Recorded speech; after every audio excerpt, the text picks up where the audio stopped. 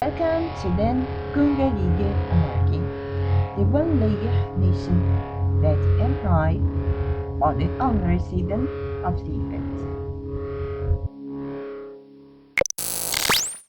Today, we'll dive deep into a theme I've wrestled with for years, the 2008 Dump Man.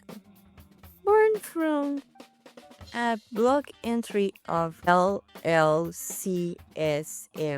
Rice Mishap, Cake Delight, this is about the false memories baked into digital culture and how some young men, dressed in the costume of gender equality, still carry the same tired habits of entitlement, bad behavior, and subtle misogyny.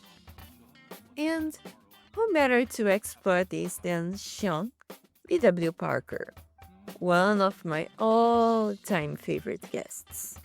His sharp mind, his wit, his sympathy for libertarian thinking, and his ability to cut through the noise makes him the perfect co-pilot for this ride.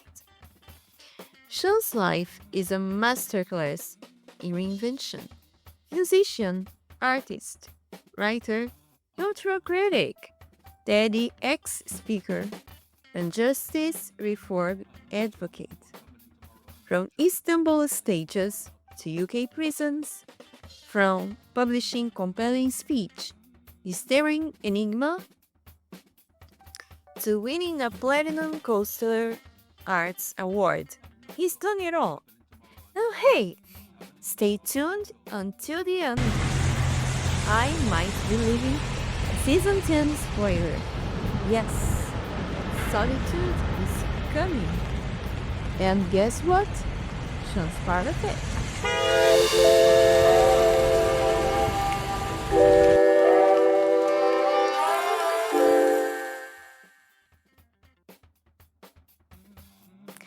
That's a wrap on today's episode. Everyone, today we are with Sean B.W. Parker. Please, Sean, introduce yourself. Hello there, Leah. Thank you for having me on. I'm a writer and artist based in Britain, and I've published a number of books and albums.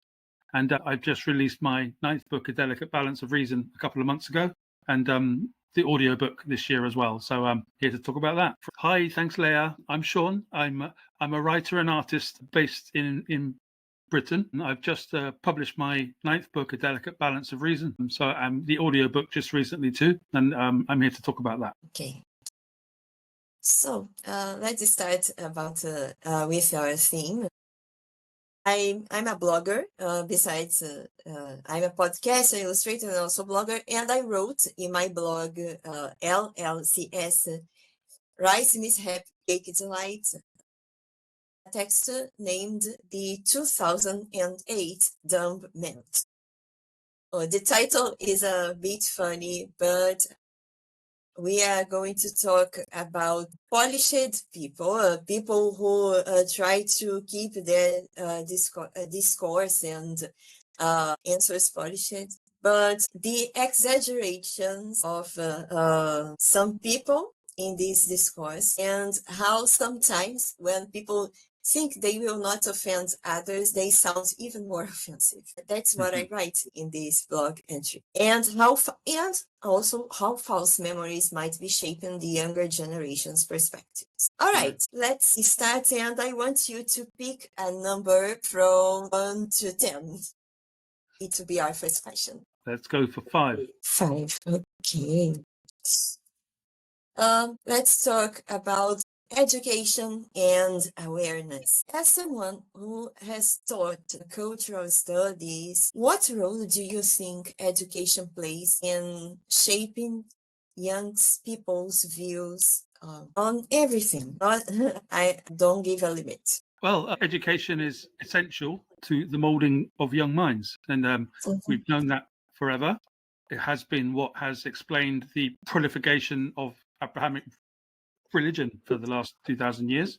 And then over the last sort of 300, Enlightenment thinking as well, coming up to the state system. And that's just the school education, and of course education happens at home as well. So the structured way in which a child gets its thoughts and gets its subjective worldview comes from education. So whatever you teach it becomes its truth until it decides to think for itself, and it's very hard to do so for most people. I think education is much more than school. I agree. Well, in my case, I had some problems with education because I have high abilities, high IQ, and my parents decided not to put me in a special school. I studied at a regular school with other kids, and I had many problems with bullies and so on. And traditional education was boring sometimes.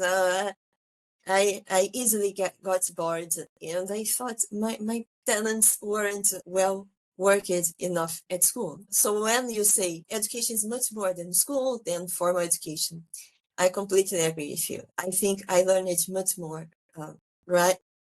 And looking at many websites than just going there and listening to what the teachers have to say. Yeah.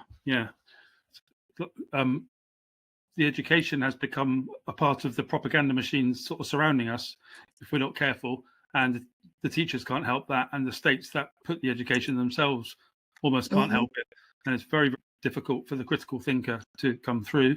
I'm fortunate enough to live in a place which does historically support the idea of critical thinking, and it's up to the independent thinkers in the countries where it exists to propagate it. And that's the great thing about the internet revolution, is that we're still allowed to do it there, if nowhere else. But there's a lot of different opinions now. So 7 billion different opinions. So can't agree more. Well, let's talk about let's see the impact of social media. We are talking about education. Social media has a significant influence on young minds.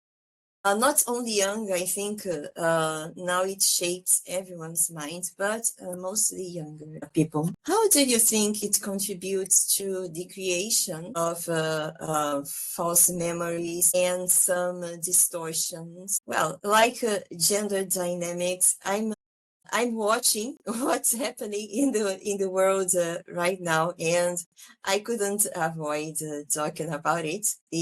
How social media is shaping younger people's minds, especially the people who are not so independent, but they like to go with the flow, if you understand me. Yeah.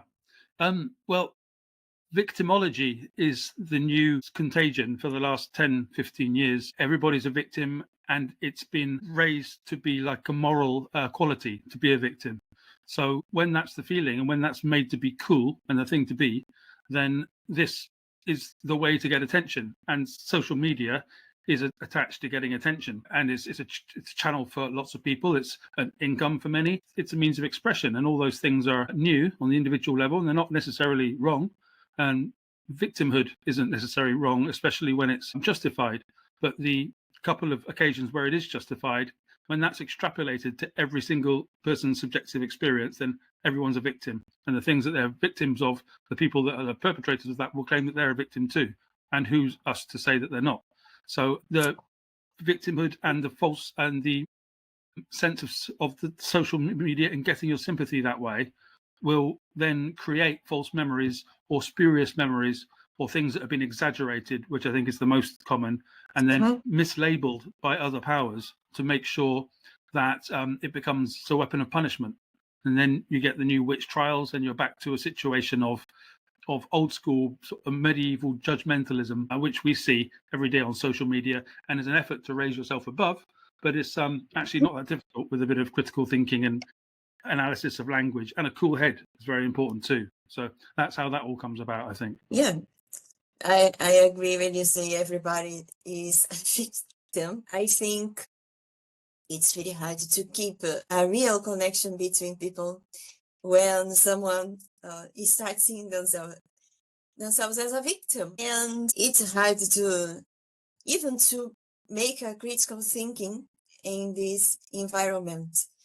When people try to be cool, not everyone, some people are easier to talk than others, or when you try to give an honest opinion, but well, people are not prepared to talk with you.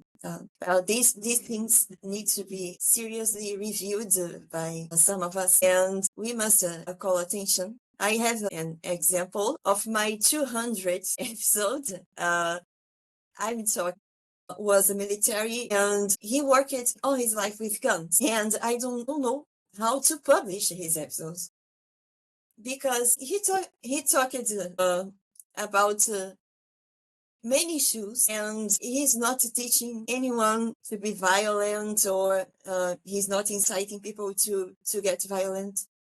It's his life. But at the end of recording, he was scared. He was afraid. Oh, will you censor my episodes? And I told him, I didn't see anything to censor. Why should I censor? There's a lot of paranoia out there now about what can be said and what not, and just have to go and say it, really, don't you? Particularly when it comes to guns.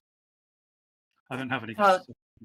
Oh, neither do I. And I would say another story. I recently recorded a live session on Instagram about art. I'm an illustrator, and I sometimes teach drawing techniques, and I use it glue gun. Oh, right. And they censored my live because of a glue gun. I was just attaching paper, and I thought, okay, there is something really wrong on social media moderation, because I'm trying to educate, I'm trying to teach art to people.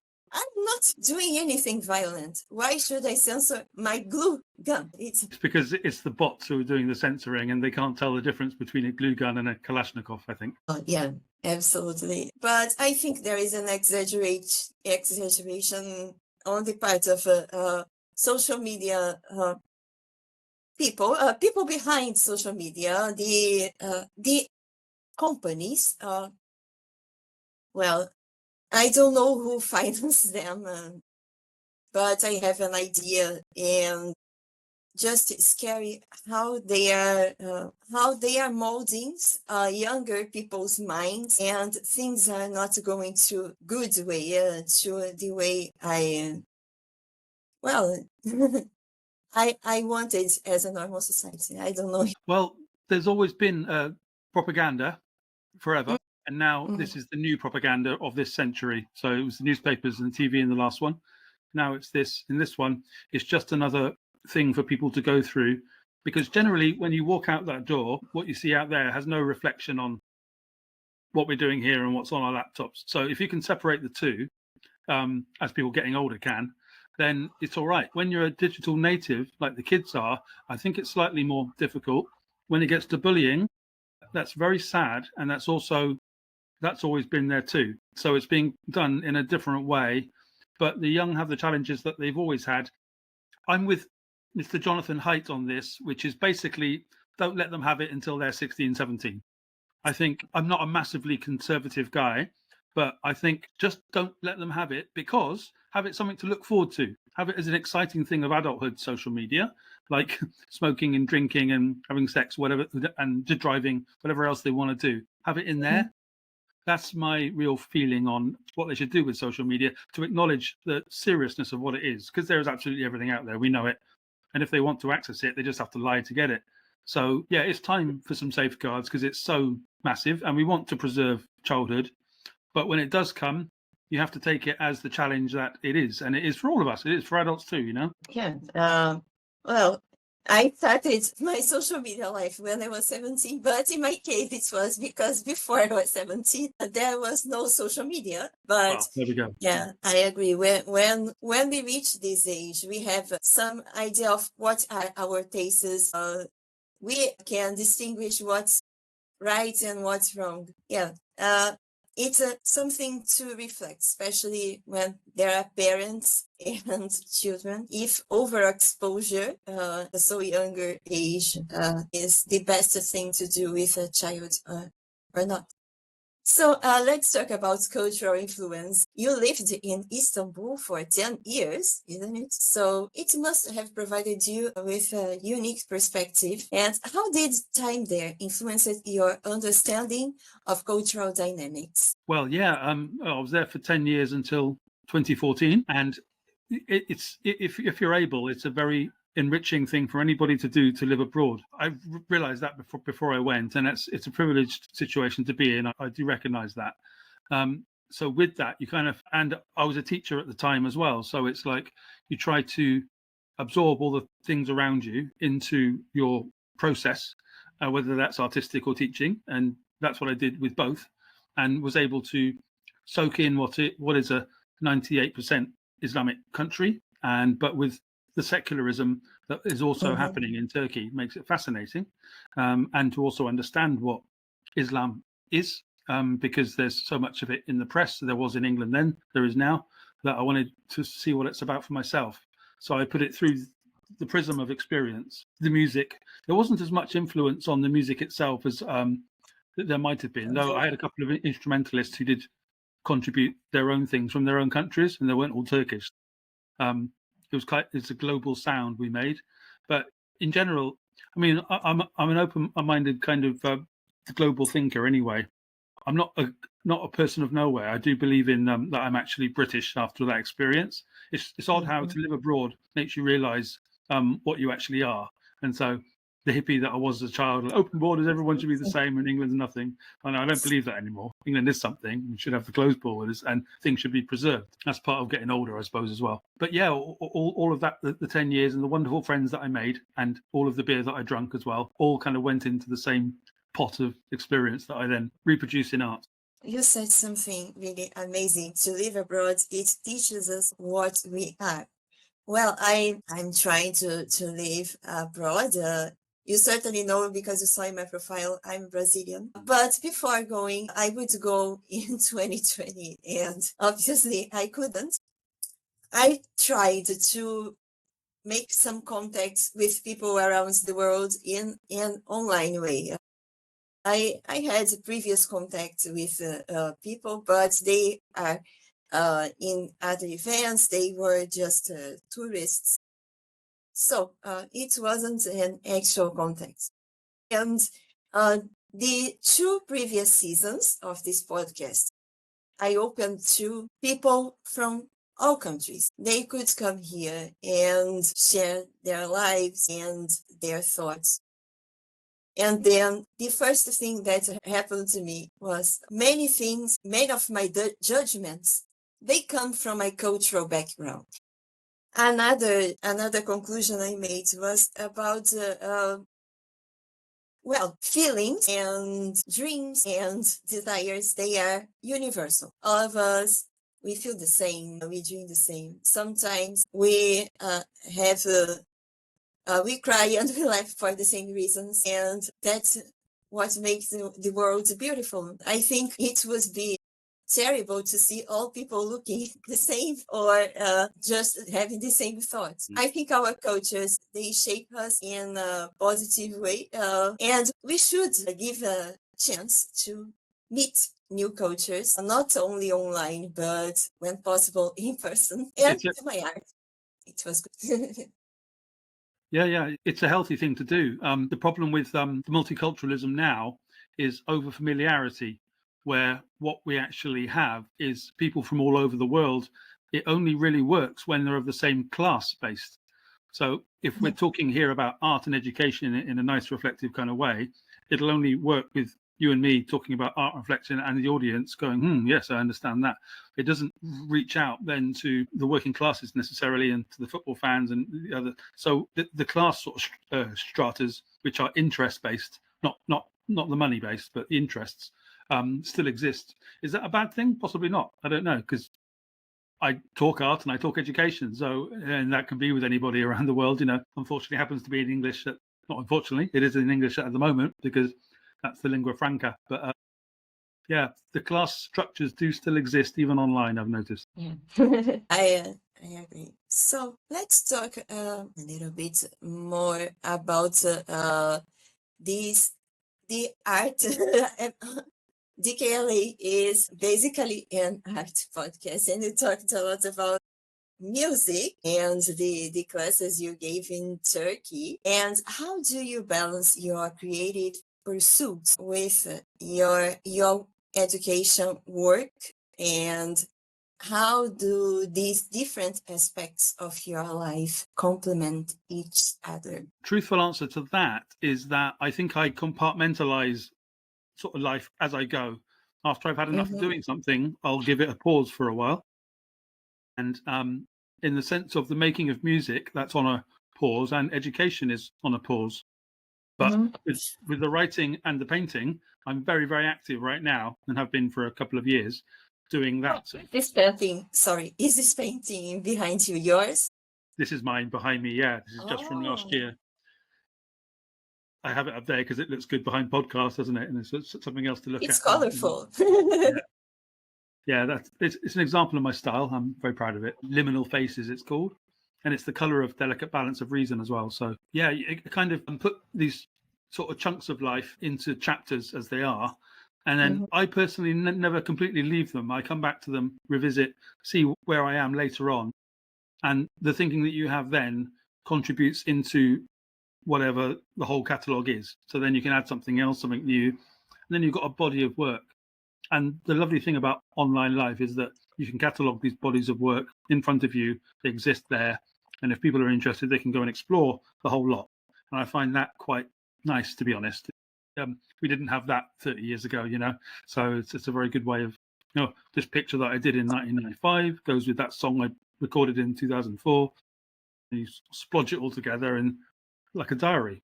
So that's a really satisfying thing, I find. Amazing. I have my artwork here, but you can't see too much because it's almost noon and it's a sunny day. Okay, this is my self-portrait. There we go. My style is manga, and I like to draw in black and white. I really enjoy painting China ink. This one I made all in China ink, and a little bit of watercolors. Very nice indeed. Look at your eyes there. But yeah, I asked this question to many of my artist guests, and many of us, we tend to put them in a compartment in a little box inside our head. So now I'm the teacher, now I'm the artist, and now I'm the musician. But I think one helps the other. I think one field of knowledge helps the other. Well, at least in my work, I think music, I'm also a singer. It helps me drawing better. I need to have my personal playlist, and I sing while drawing. It really eases the experience. It's amazing. Yeah, there we go. That's exactly what I'm talking about. Yeah, all those different parts, and you can start to draw the connections between them yourself, because you think I've done this and then this, they're completely separate. But actually, when you look at them another way, or give them to somebody else to look at, they can draw the connections, and that's fascinating. You're like, oh, never thought about that, and they're right, because you don't control how other people see art. I find that very exciting about other people looking at it. Well, tell us more about your music, Sea Fish Music, and Arts Venue, and the vision behind it. How did you manage to bring it to life, and what are some of the highlights and challenges you faced along the way? Well, that was 8 years ago now, 2016, after I got back from Istanbul. Took a couple of years off getting used to Britain again, and then went to a town in West Sussex here and met with some people on the cultural scene locally. And we just opened this old sort of Tudor style cafe.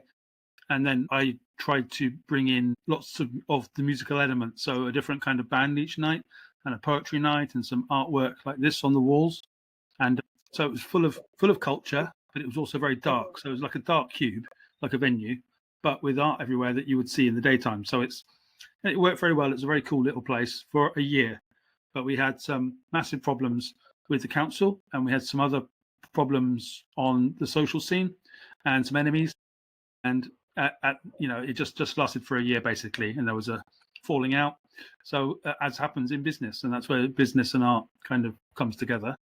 But I'm still very proud of it. And it was a very interesting year of doing something every day. And I realized that I never want to do like be a venue manager on my own again. I had some help, but the help wasn't wasn't up to it either. So we kind of I learned my experiential lesson there.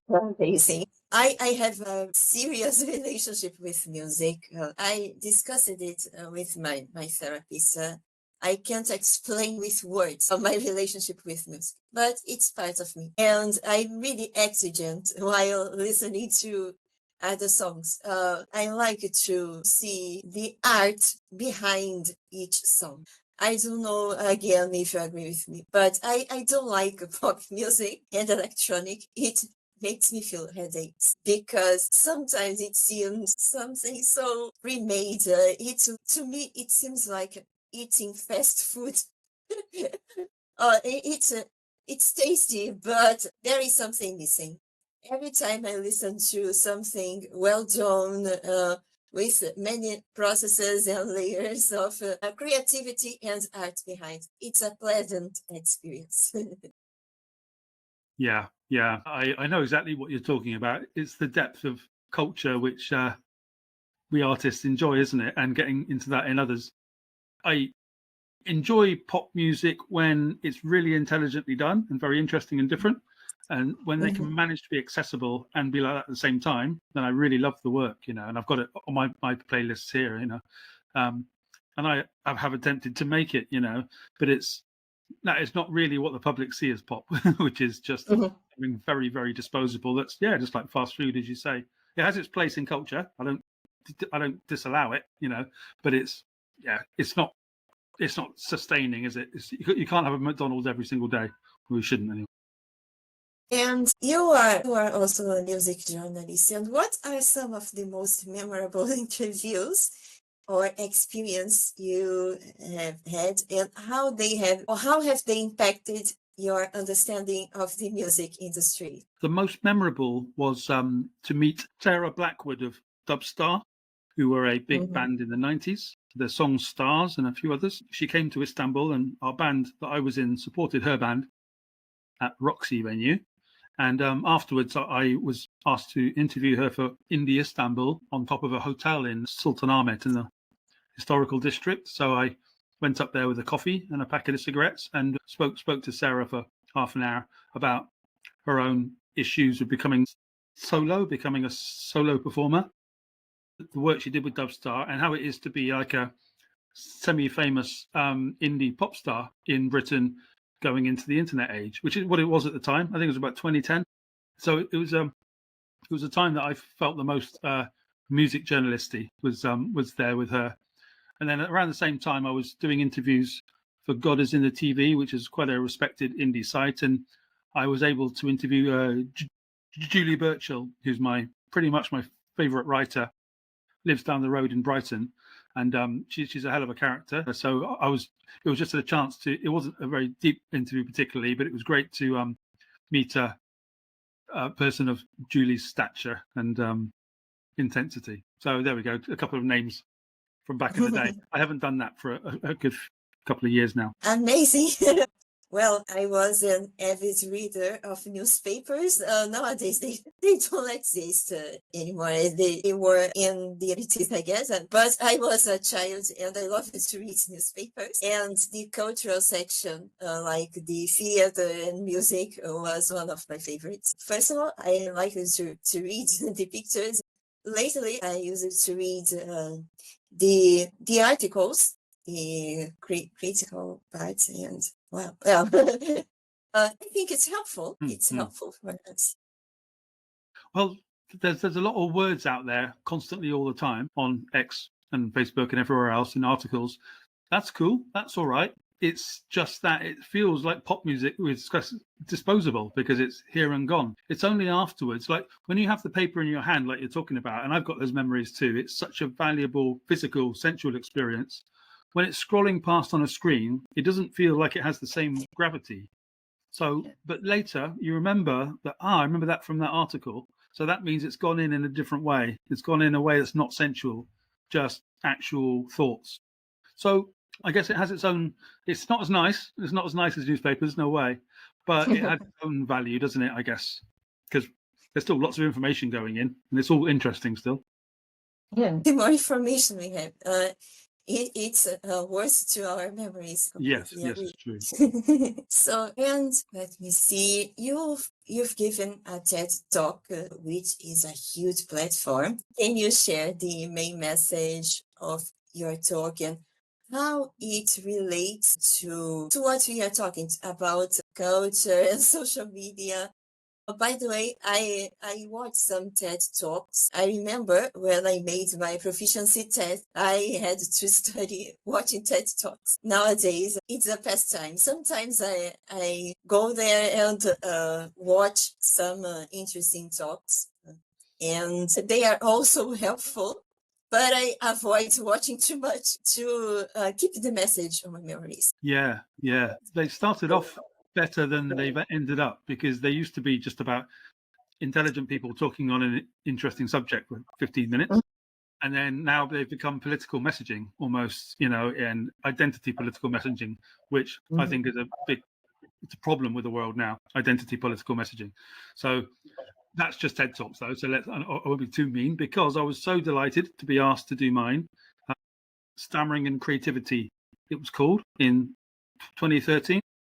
And I was asked when I was out in Istanbul because I was known as a writer, and the organizer of TED got in contact and said, "Do you think you'd be great for this?" And I was delighted. So I just thought about what on earth do I know about to talk for 15 minutes. And as your audience will have worked out, I have a stammer. I'm a stammerer, or stutterer, as Americans say. It's very much in control. It's very much softer than it used to be. But I wrote a book about it last year called Compelling Speech, which is like an autobiography of a stammer. And this book was a companion piece to that TED Talk, which was called Stammering and Creativity. And that was 10 years before. So it's parts of a project, which is basically an expression of this thing, this disability which comes out and disables, but it doesn't have the same identity all of your life. Now it's I come from a linguistic family, and that's where the thing sort of comes from. So the thing from whence I came is where it comes from. So I can't hate it. It's a big part of language, which is a big part of me. So all those things are like twisted in together. So that's what the TED Talk was quite a lot about. It's still out there. It used to have like 40,000 hits, but they got rid of the original from TED, and now it's on. There's a little share of it somewhere, so it's still watchable. And in it, Stammering and Creativity, I talk about the left and the right brain. The right being the creative part that we're sort of communicating on, and the left being the logical, mechanistic part, and then the systemic part. And they're supposed to work together perfectly, and they do mostly. But what happens is, I believe, it's a theory of mine, is that as the left is sort of producing its words, our powerful right brains start to interfere with that to say that no, you're supposed to be being creative, and it creates a bit of a schism. And in that schism creates something in the tongue, in the muscularity, whilst you're growing, and that becomes embedded. So that's why 5 to 7 years old is so important in developing a stammer, because it can get embedded by not relaxing into it and by various ways. The more you speak, the less you stammer. That's what I've learned about that subject. But I'm very happy to. It's gone to a good place now. So yeah. Oh, really interesting. Stammering. Yes. Well, I would ask about it's a big and important subject. The more we speak, the less we stammer. In my case, it's because all people can stammer, but I'm really anxious and I'm an introvert. And I think many people are just like this. I remember when I was talking with my sister, she was telling me, asking some difficult questions, and I started stammering. Like, stop stammering! And my hands started trembling. But yeah, when it's a speaking problem and speech problem, a condition, not necessarily a problem. Yeah, the more we speak, the more we talk, I think people will start to getting at ease. They feel comfortable, and then they stop stammering or doing anything to control their anxiety.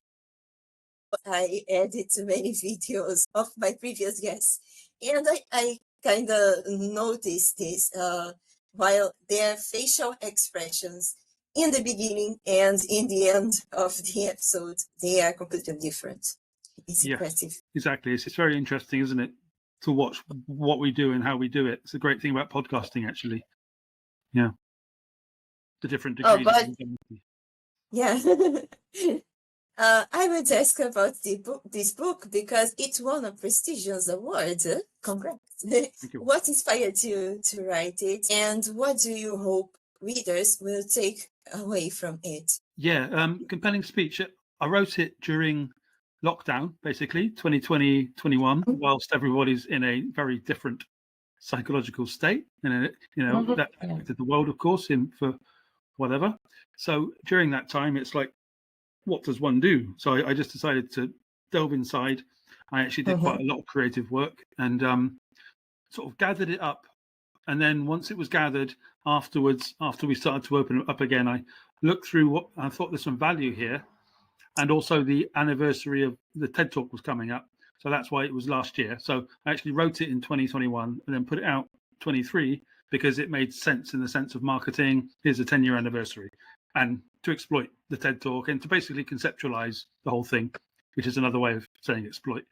And so that's how it kind of came about. And then I submitted it to the Kussler Awards, who gave it a Platinum Award. So I was delighted to receive that from them.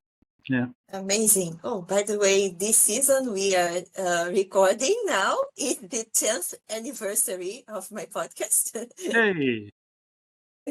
Excellent. Yeah, I do it for 10 years and I don't believe it because I started so small.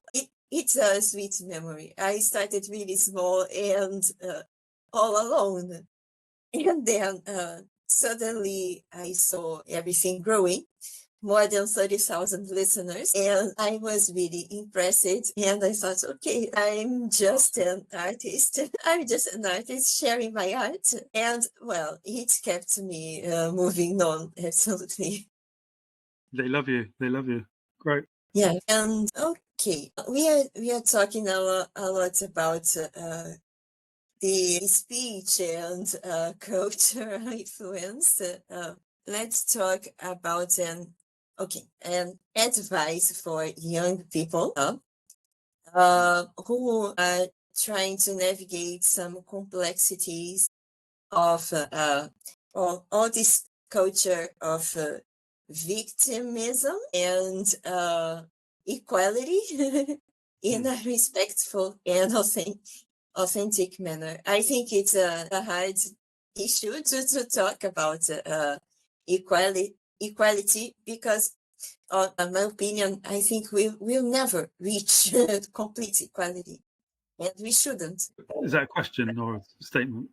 Yes, an advice for younger people. Advice? Well, yeah, in the text I wrote, I forgot to say, sorry. I talk about an episode that happened to me while writing a comment section, and about the year of 2008. I was telling the Mimi they shared, the picture, was completely wrong. I lived in 2008 and many things already existed. And well, the person just called me a dumb man. That's why the title is the 2008 Dumb Man. Right. Well, yeah. I'll have to get in and have a read of that, won't I? I'm not sure about it. Okay. And well, I would let's talk about a bit more about this article. And then I was writing on how people, in the name of equality and victimism, they are mistreating women, and not only women, but also other people, just treating us as equals because we are not equals. And I think the courtesy and the politeness, they are really important. I think we should treat ourselves more politely, especially when we are trying. I was not impolite in my answer. I just talked, no, this is wrong, and I can tell you why. I lived this year, and then I explain what happened. But some people just try to, the so-called trolls nowadays, haters and so on, they don't want to know about it. They just want to offend us, humans, in a general way. But as a contradiction, many of them just defend equal rights and equality, but we are not equals. And I'm talking about this contradiction in the text. Right. Wow. Yeah. You're talking about the trolls, aren't you? Yeah. Yeah, I see now. Sorry. It's on the social media, we have people who, in the old days, if they didn't enjoy the cinema, they would talk behind their hands and go, I didn't like that film very much, otherwise I thought it was a bit crap, to their friend. Now they come out straight away from behind a mask a lot of the time, but not some other the time, and do the same thing online.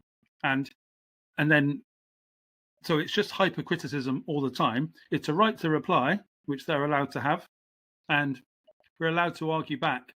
But you start to realize when you argue back, you're just immediately generally into a downward spiral. I find it much, because when you get a big platform, as you know, you have thousands watching, and then you'll have a bunch of people piling on. If they can engage with you, they'll love that because they get a bit more attention and it's a bit more satisfying for them, whether they're saying good or bad. They just want that centrality. So you kind of have to give that away to them and go, well, there you are. And I find social media and the handling of that aspect of it, which is criticism, basically, just in another way, just a test of patience and to understand where other people are coming from, particularly when they might be mentally ill. So I'm not saying everybody commenting or criticizing on social media is mentally ill, but many of them are, and you can tell because of how they're responding to things. And the social media itself has made them mentally ill too, at least in their responses, because it's just so toxic, inhuman, strange. But they've got a right to do it because they've got the keyboard in front of them. Who am I? I'm not to take that away from them. Death threats, well, death and rape threats are that's what the politicians say all the time. I haven't received any. I know they do exist when you talk very controversially. And the thing is, they're mostly threats. If a person's going to do any of that, they do it. And actually, you don't hear about that happening. So they're just talk. They're just words. They're people getting angry. So there's often politicians talk about having to close these things down and to censor it, to control speech, to control the mob. They just want to control the narrative. That's what that's about. They want to make sure that their message is the one getting through. So that has to be resisted at all points. It's the libertarian in me. Don't let them do that. So just to take your comment on the trolling to another political place there for a second. But I totally hear what you meant. Amazing. Yeah, I decided to make this reflection because it was not the first time I was offended. And I'm also libertarian because of it. I remember when I read for the first time about liberty ideas, everything started to make sense in my head. I read you are also you studied justice reform. I studied law before being an artist. I made a transition in my 30s, and I remember in my law school, I didn't agree with anything at all. And I collected many enemies instead of friends. And I didn't understand why. You were doing the right thing by the sound of it. Yeah. Yeah, all the dissatisfaction made sense when I found when I libertarian theory. That's all I can say. And I don't get offended easily by some comments, but some of them made me reflect, especially with what we call woke culture. I don't like it at all. When I started doing the music school, I studied for 5 years singing. My teacher was one of these woke people, and it bothered me a little. That's very, very refreshing to hear in an artist. You know what I mean? Because the arts industries are completely dominated by it. That's the content of a delicate balance of reason is post woke. I don't call it anti woke. It's post woke, as in that was the story before. And the arts are full of all this stuff. They think that the way to progress society forward is by doing anti-humane things in the sense of a kind of a communist socialistic thing, which in my youth looked very attractive and appealing, egalitarianism, but it's nothing of the sort. Full of critical race theory and things which actually divide people rather than bringing them together, and just making things worse in general, which are things that the woke never admit that they actually do. And then when you point it out this way, they say, oh, it must be because you're a fascist or a Nazi or a libertarian on the better side of it. I don't actually go for any label at all. Happy being called a humanist if anybody wants. I'm a liberal, really. In the old days, it'd have been a liberal, but the liberals now are basically about sort of the transhumanism or something, and which I'm not. I'm about humanism. Yeah, and I like to call myself a curious and open-minded woman. I always try to open my mind to all ideas and all people. I think we have the right to disagree. We have the right to think differently, and it's really healthy to our society. But when we see there are some people trying to indoctrinate our minds, this is wrong. It's just a personal opinion. Yeah. Kids in general, when they're growing, are very into the in-group. They find it very difficult to get out of that. They want to make the group happy and or to be the best of that group. Keeping that group going, keeping that integrity is the most important thing in their world. So if you can have that group be either left or right on or woke or sort of progressive, as long as you're not them, then you're okay. Except for a few real proper rebels and then, the punks and the things and who can be their own group over there, and to be an actual individual is incredibly challenging.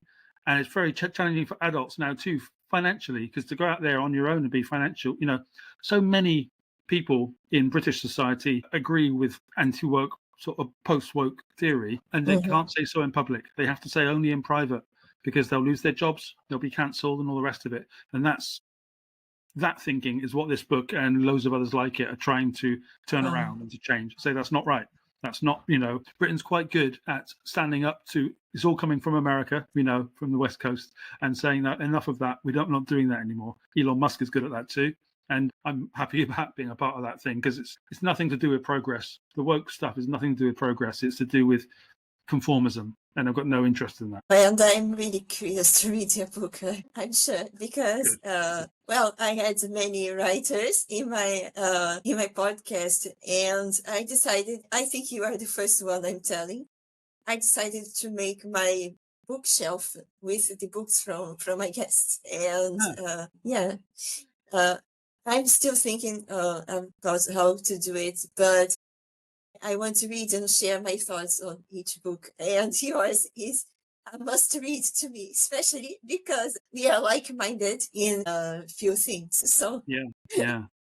I hope you enjoy it. Do let me know what you think if you do. Okay, all right. I think it was the last question before our lightning round. The lightning round is the second part of our episode. Okay, I will ask you some quick questions, but the answers are unlimited. I give you all the time.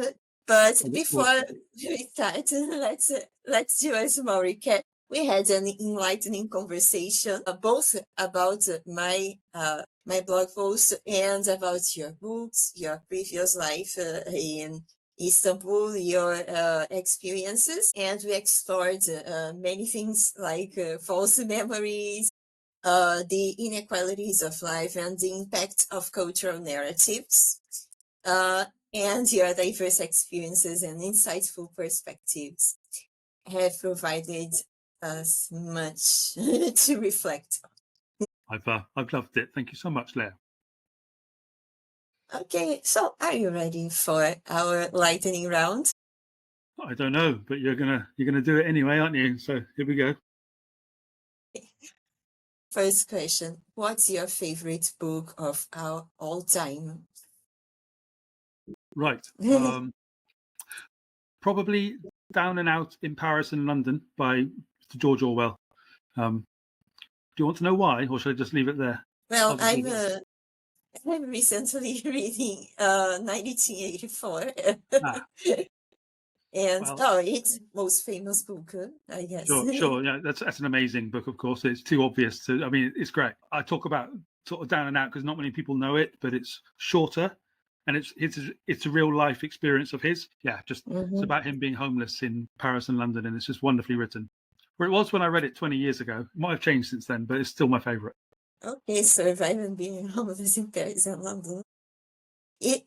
I must confess, I don't know this book, but of course I will look for it Not many because people do. yeah, when I read the first chapter of 1984, my facial expressions, I think I can't reproduce, but I was like, No, really surprised. magic. Good film as well. Yeah, the film too. The film I watched it, but I never read the book before. It gave me many surprising moments. It's a handbook. It was a handbook to what's happening now. It's often said Yeah. on social media. I know it's a cliche now. So, but yeah, it's a brilliant book. And if people read it, they'll be like, "Oh, that's where it came from." Yeah. So, what's one piece of advice you live by? One piece of advice I live by, I think probably to listen to your body. It's a thing that because every day there's a new story about health in the news, and most of it appears to be rubbish. I think almost everybody has come to the conclusion that there's one contradicting every single day. You're like, what? So now I go listen to your body. If something's wrong in a certain area, look at it. If it gets worse, go to the doctor, and don't go too much beyond that. I think that's a pretty good way to stay sane. If you're not given to hypochondria, I'm not given to hypochondria though. Anyone can get a bit worried, but now I don't. Let's go, and in that way you stay happier, healthier. Because a healthy body is a healthy mind. So That's a great piece of advice. Well, both my yoga practice and my singing classes taught me this, to listen to my body. Because, I have a hypochondriac aunt in my family. And I remember every time someone is sick, she has a big box with medicine. And she starts saying, "Oh, you must go to the doctor and do many examinations." And I think, "Oh no, I want to do it." Sometimes when I feel stressed, I know when I'm stressed, when I'm anxious. I know I'm anxious, and when my body says I'm too stressed, I try to calm down, and it always works. Yeah.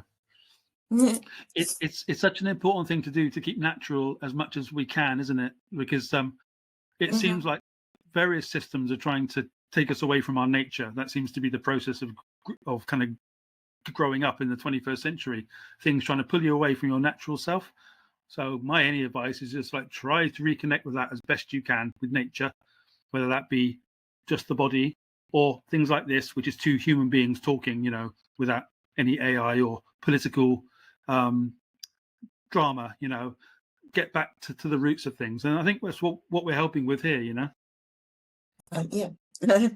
By the way, you said something I'm trying to do recently. The political views are so frustrating that before watching them, I do some prayers and exercise my spirituality. And before watching the news, I don't watch of course, I don't watch the establishment news. I mostly get informed on YouTube, but I try to get spiritual, because if you absorb too much negative energy, I think we get stressed and things don't work well. You've got to turn off the YouTube as much as you had to turn off the TV in the old days. It's the same thing. It's much more interesting, YouTube. It's great. I love it. But it needs to be turned off as well, like anything else does, after a couple of hours. And come back to it later. Keeping a balanced life as always.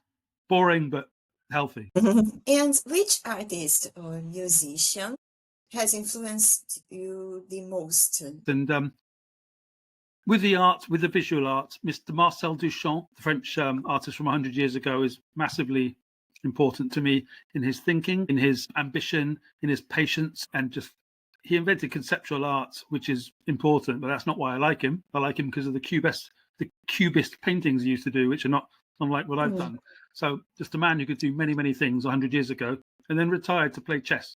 So that kind of eccentricity visually. And then, but musically, just as important and probably more is David Bowie over the last 50 years. There's nobody who's done what he did to the extent of the depth of emotion in every single album, going to the depths of artistry, doing all of them perfectly, and then doing a different style on the next album. for like 10, 15 years. It's just an amazing journey to listen to chronologically or any way you want. You can't go wrong with him. And he's, he had style and he had a great voice and he was visually it's the genius of synthesis, putting things together. And so Mr. Duchamp and Mr. Bowie, really good starts, I can go on this sort of, I could talk about this for hours, but I shan't. I must say, one of my inspirations, I have many, is Marcel Duchamp too. Okay.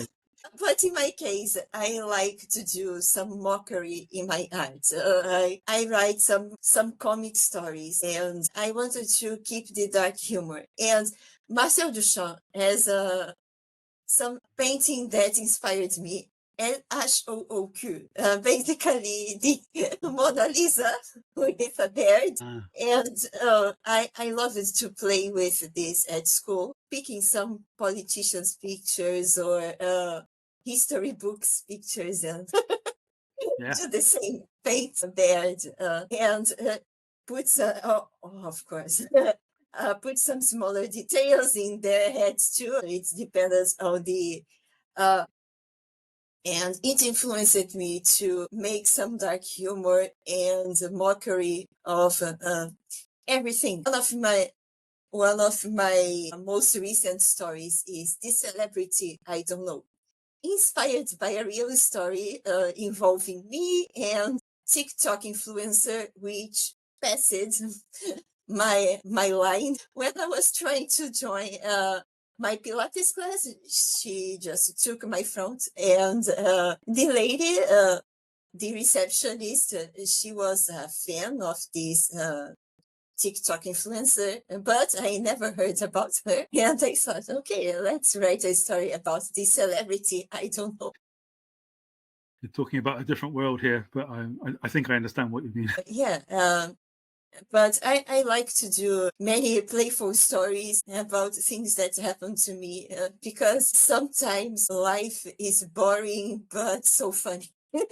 Yeah, exactly. Okay. And do you have a hidden talent? Hidden, quite a good guitarist, which I don't do much anymore, but I guess it's not hidden. I've recorded it. So I can cook, but I'm not a foodie. So I used to be a chef but I don't get any pleasure out of it really, or not as much because I'm on my own. I don't really have a family to feed, so I don't get all excited about cooking. I just feed myself. But I'm actually quite good given a chance. So. Yes, I know what you're saying. I like cooking too, but it's only for me. And when I had a dog, she loved to smell my food. And I told her, okay, right. You like my food, you're gorgeous. If you could collaborate with any artist or musician, who would it be and why? They're all dead, I think, well, not all of them, I suppose most of them. Probably Mr. Jimi Hendrix would be an amazing choice because of his incredibly open mind. He's the best guitarist that's ever lived, and he was in England at a really interesting time in the 60s where he was the only black Native American mixed race guy in London, becoming a massive star on the basis of genuine talent. That's really rare, and he's doing far too many drugs, of course. So to have met him at that time and to been in the experience, his band, I think would have been quite an interesting rush to be involved in making really revolutionary music, which is what he did. So I don't know, I'm just thinking about somebody who's, I don't have a lot of ambitions in that line. So I'm happy to work with anybody if they've got depth of, like you, depth of culture and art and dynamism. I'll work with them. Mm-hmm. But if you can get Jimi Hendrix to be alive again, I'll definitely go and work with him, his skull. I'm glad to hear, because it's the second episode you talked about classic rock. I really enjoy listening to classic rock bands. And I started listening recently to David Bowie. That's why I didn't tell too much about him. Especially after he passed away, I listened to some of his songs, and it was amazing. And I tried to dig deeper. And well, he's an incredible musician, and the same as Jimi Hendrix. Unfortunately, I was born in the end of the 80s, so I don't know too many great musicians in the 90s and 2000s. But yeah, I love That's these artists. the great thing about Spotify and internet culture is it doesn't matter when you're born now. You can absolutely go to anything, and you don't have to be controlled by fashion. That's what I love about it. So I got into the Cure in a crazy way when I was 14. There's no reason why a 14-year-old now can't go and get into the Cure right now and have the same experience I did. It all exists. It's all there. You don't have to be swept away with the fashion of the time, because that's only haircuts, So that's the great thing about Spotify culture. I don't object to it at all. It's great because that music is properly good, whether we're talking Hendrix, Bowie, or The Cure. By the way, you just started listening to Bowie. Lots of people haven't heard the album Station to Station. So after we're done today, go and have a listen to Station to Station. Let me know what you think. That's my particular Bowie recommendation. 6 wonderful songs, in my opinion. Not to give you any bias on it or anything. I'm taking notes on my best notebook.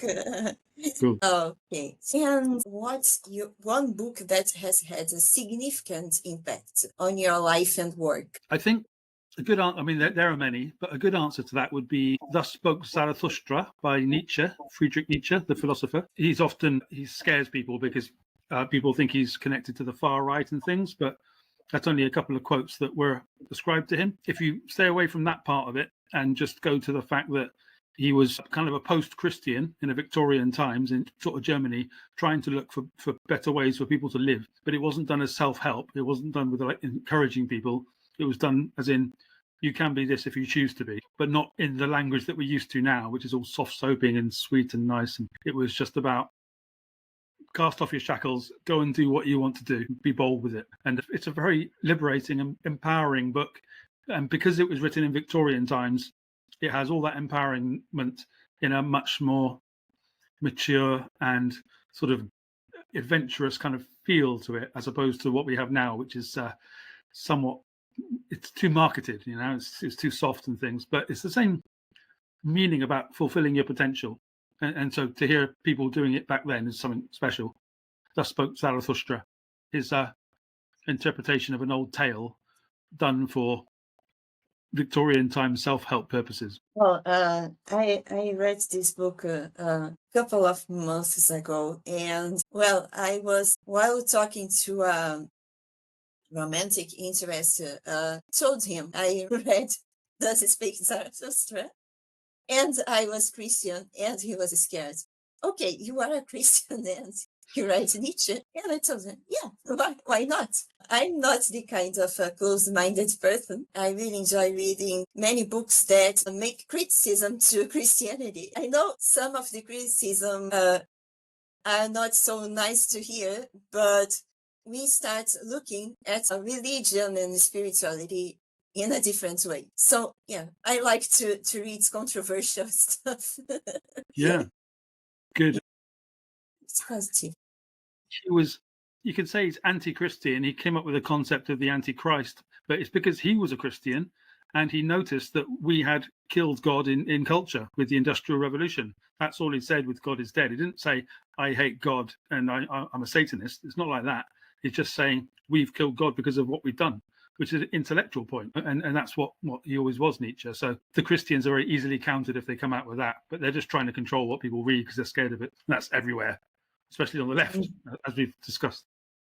Yeah, I agree with you. When I read God is Dead, I thought, okay, he's not talking about the death of God, but how people are killing God with some actions and contradictions.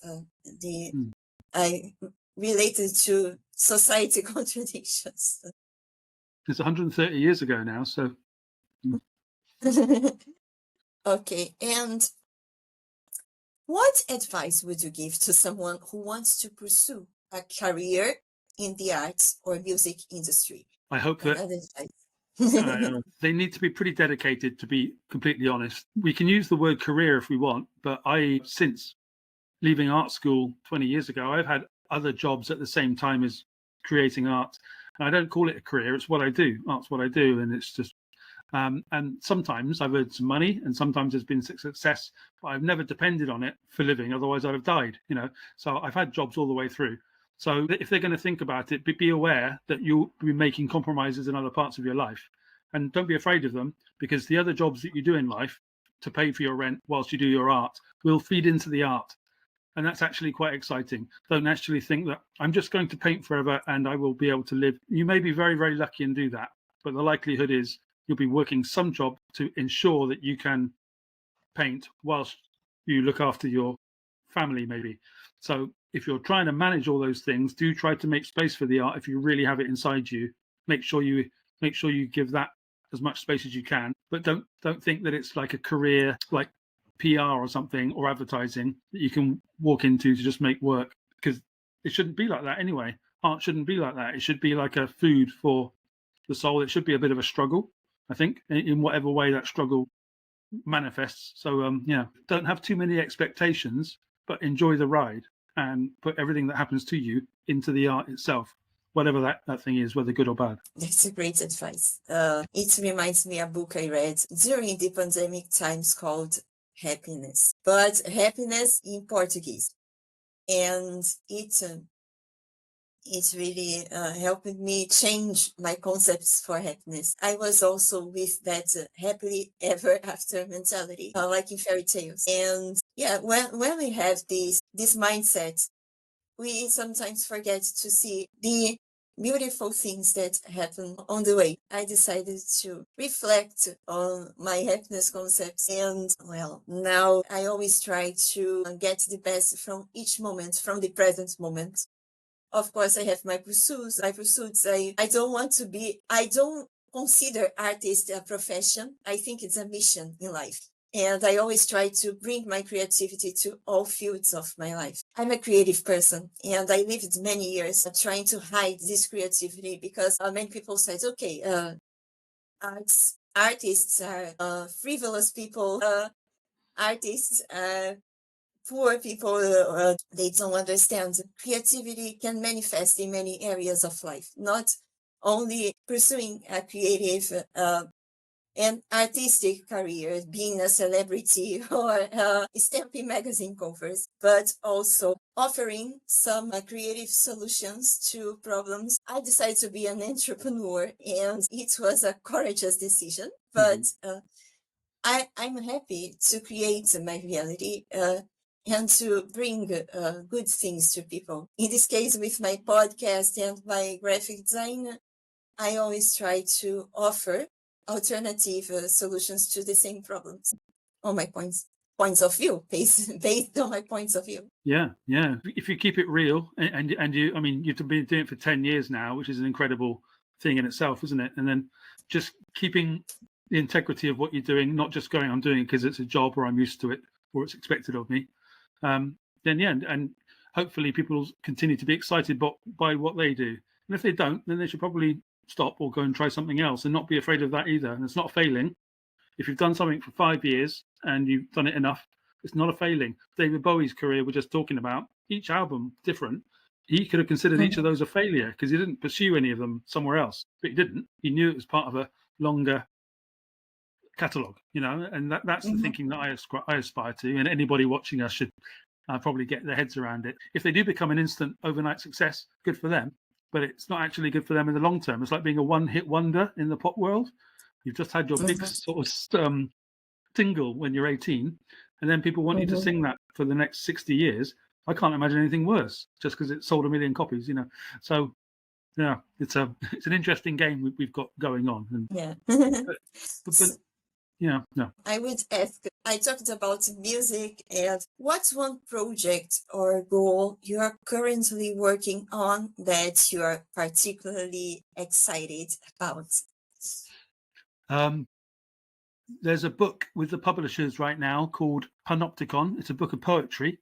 So it's my first own anthology. I've had sort of poems published in collective anthologies. This is my first one of my own. Either by the end, the release date's not clear yet, so probably towards the end of this year. Maybe I'll let you know so you can let your audience know it's coming out. Yeah, later this year. It's called Panopticon. It's a collection of poetry about justice reform, basically. You are more than invited to come back and talk about this new book. Will do. And How do you maintain a healthy work-life balance while juggling multiple creative endeavors? I handle that by not having a life and having the creative editors be the life. And I'm hardly joking. I don't have a family around me in that sense. I have a flat, and if I'm awake, I'm working. I'm working on publishing, online journalism, editing, painting, podcasts, and that's what we do now for the ecosystem of social media, which is fine, as we've talked about. That's my life, and sometimes I eat around that. And I've got some friends who I go and see now and again. And so I suppose in terms of work-life balance, it's the friends, but I don't have it as an issue. I will get on with the work first, and once the work is done, I might relax with a alcohol-free beer and a fag. I mean, a vape.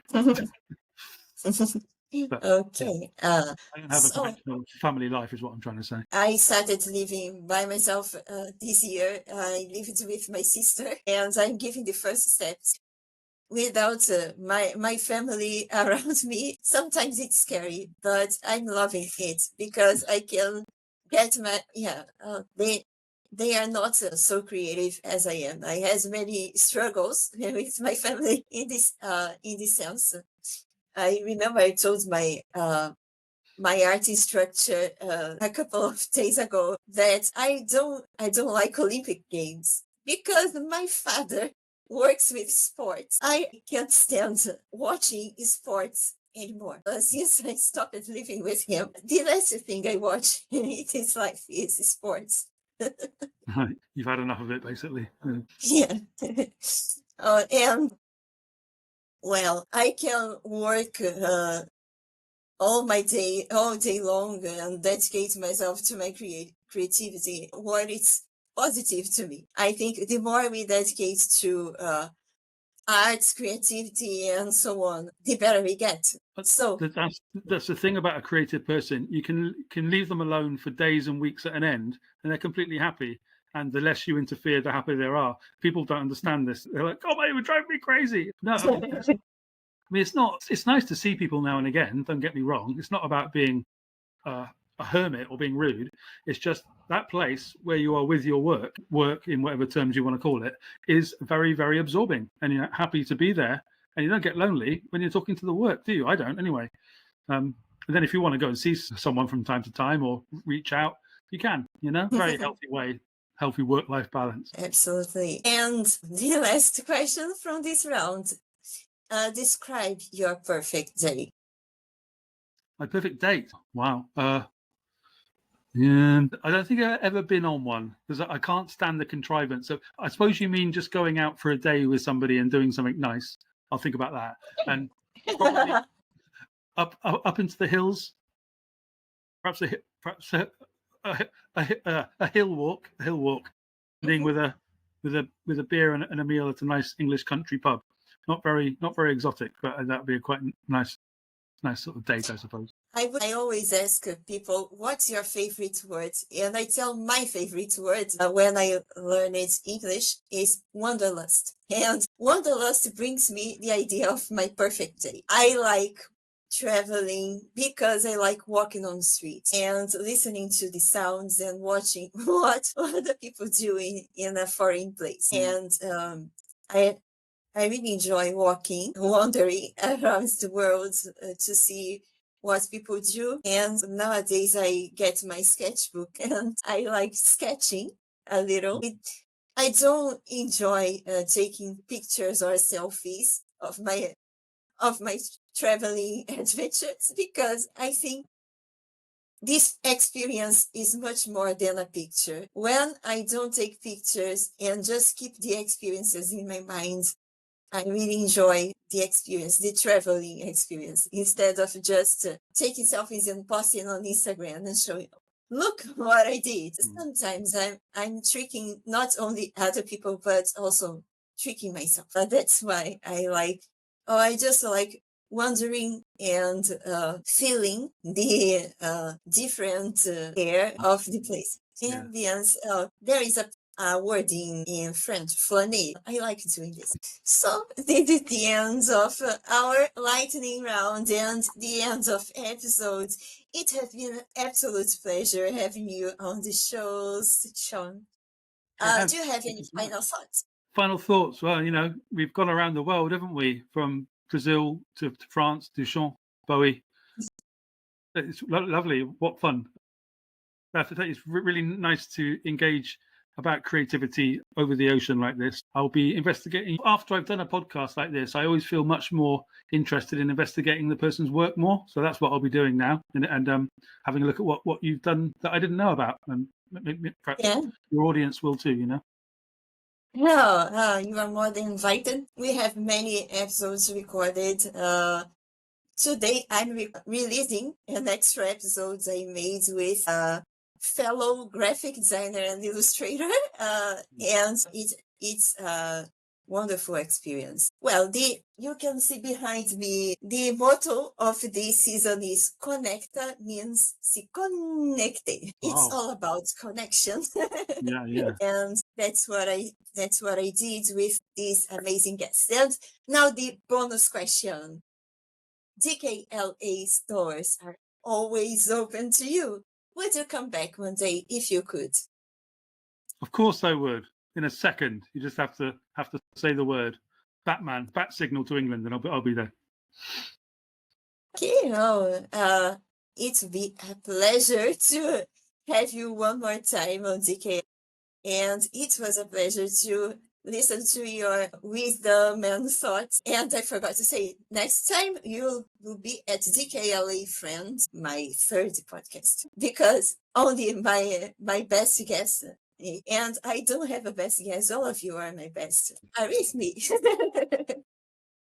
Excellent. I feel very, very proud. Thank you so much. And I see you next time on DKLA Friends. Of DKLA Pirate Radio. Massive thanks to my dear friend and returning partner in chaos, Sean B.W. Parker. And yes, you heard it right. Season 10 is coming. Solitude. And who else but Sean could be part of that journey? You didn't expect that, did you? To my listeners, don't be jealous. Every guest holds a special place here, but some just vibe with my inner rebel a little louder. Until next time, stay free, stay weird. And for the love of everything sacred, you are not the 2008 dumb man. And me? Me neither.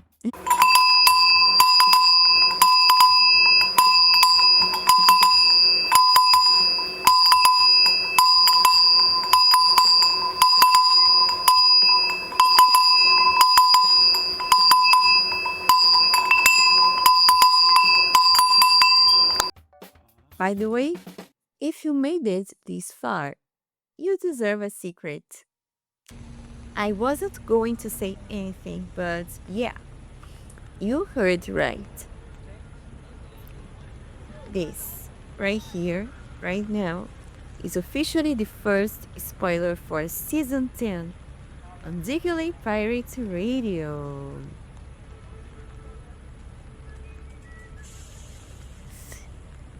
The theme, solitude. And guess who's coming back for it? Sean P.W. Parker. Yeah, you didn't see that coming, huh? You'll hear more about that when the time's right. Until then, this stays between us, okay? Ladies and gentlemen, The Art of Solitude, featuring Sean B.W. Parker.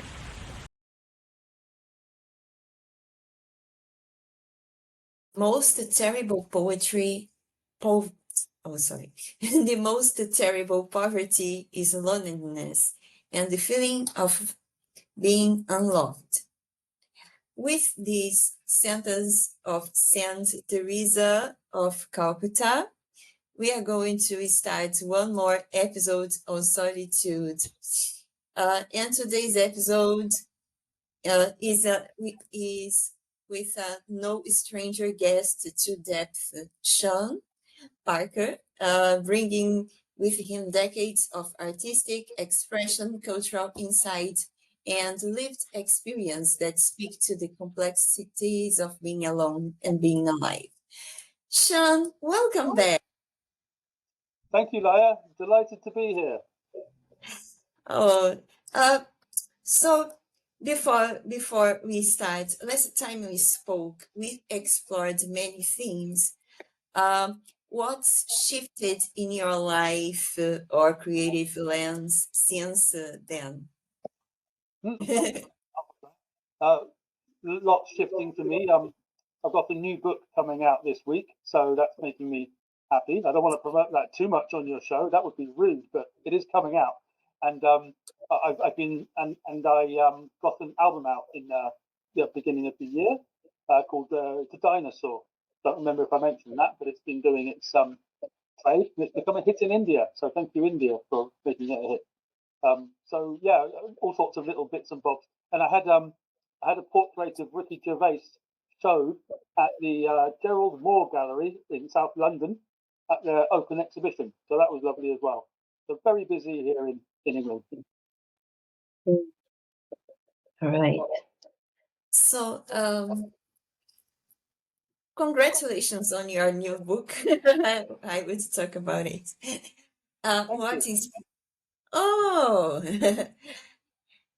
What inspired this pure art project, and what can readers expect in these portraits? Thank you for mentioning it. It's incredible that you knew that. It's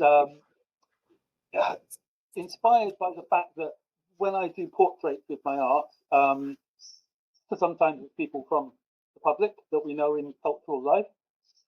So sometimes it's just people that I know. This book usually, on the whole, consists of people that are known. Just going to put it up here for the visual reference to the viewers. That's Mr. Scott Adams, the American cartoonist who did Dilbert, for example.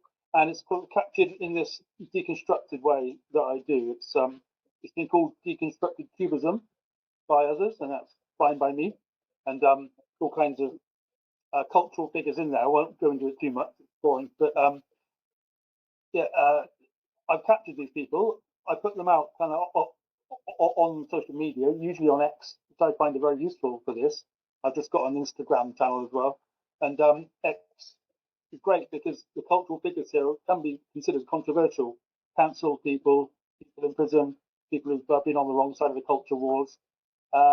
They inspire me sometimes, so I capture them, represent them, and sometimes they share them, as Mr. Ricky Gervais did, to his 14 million followers, and his Scott Adams to his 2 million. So obviously that's great for other people to see your art and to see the thing that you've done. So it's kind of the new economy of art visuals as far as I'm concerned. So I thought I'd put this book out because it's 80 pages long, 90 pages long, full of these cultural figures, available on Amazon, of course. All right. So I can't wait to read controversial books, first of all, because, since we last spoke, now I'm with a magazine called Real Anarchy, and I feature all my guests' wonderful work. And I'm sure your book will be in one of the future issues after it. So now let's dive deeper into the theme of our episode. As someone who has worked across continents, mediums, and disciplines, what role has solitude played in your creativity? Has it been refuge or resistance? I love being on my own. I'm very into solitude, as you might expect. I don't expect. Everyone has a different response to it. but Oh, yeah. I have a constant internal conversation about creativity and things, and I think I've got what they call a high baseline happiness. Happiness. So if I come back to my normal, it's just being sort of cheerful. And then, so if I'm on my own, it doesn't really matter because I'm talking to myself about what I'm going to do later on that day and the week and plans, strategies, plans of living creatively and in the normal life, getting those two things together. I know, so to be fair, and to the people that are watching and saying, oh, you lucky bastard, you like being solitude. Well, it's not quite that simple. I like company too and friendship. And when they're not there, you miss them. And so we have this wonderful thing called the internet where I can come and speak to you, or I can text my mum, or I can phone my best friend. So you do that as well, And of course, if you have a companion, you have that companion in life. Sometimes you don't want to be with a companion, there's that problem as well. So I think it's important to be comfortable in your own company if you can. And I know that not everybody is, and not everyone for a long period of time. So I acknowledge that, but I don't really feel that. So I think I relate to you. To me, solitude is a moment of creativity too. The external noise is very important. I remember in 2020, I always tell this to my guests. My head seemed empty because of the isolation. I couldn't go to many places and I couldn't feel the crowd. So I couldn't create very well. But I used these moments to read, to evolve intellectually. I think it was a creative force. And when I could finally find people again and meet the crowd, everything went back a bit more, a bit stronger, I think so. And how about you? In your book, how did isolation or personal distance shape your portraits and their voice? yeah, okay. I think when you think about a person like Mr. Clive Freeman, who has been in prison as a wrongfully convicted man in his mind and in the mind of many activists since 1988, more than 40 years of a murder he says he didn't commit in London. This guy's solitary experience inspired me. And so I captured him and I did a cubist version of him, which is one I'm particularly proud of because he's not massively well known like Scott Adams or something. He's a South African guy who for 40 years has been stubbornly maintaining an innocent. Could have been let out a couple of years ago, and he said, no, not until my name is cleared. I didn't do this. And that kind of stubbornness is inspiring. And he's on his own in prison, of course, because it's a lonely place. And you kind of, all those different dynamics inspired me to try and capture him. So that's an experience of loneliness. Along with Andy Malcolmson is in there too. He's a guy I think I might have told you about on the last show, who was spent 17 years in prison for a crime he didn't commit. So I captured him as well. So when it comes to these people on their own, I have an innate desire to capture them. And people that have been cancelled, like Scott or Joanna Williams is in there as a writer. She hasn't been cancelled, but massive pressure from the establishment shut themselves up. That's an isolating thing too. So that kind of psychological isolation possibly does come across in these pictures. Let's see what the people think when they read through them, right? If that comes out of them. Oh, awesome. And everything that talks about cancellation and culture of cancellation, it echoes to me very strongly. I don't remember if we talked about it last time, but some years ago, before I created this podcast, I was canceled by a group of people, and they even created an online group against me. So to me, it was a painful experience to know I was canceled, but well, it inspired me to move on and create something beautiful like this podcast. It's completed 10 years last February, and I'm really glad. Wow, that's brilliant. Well done. Yeah.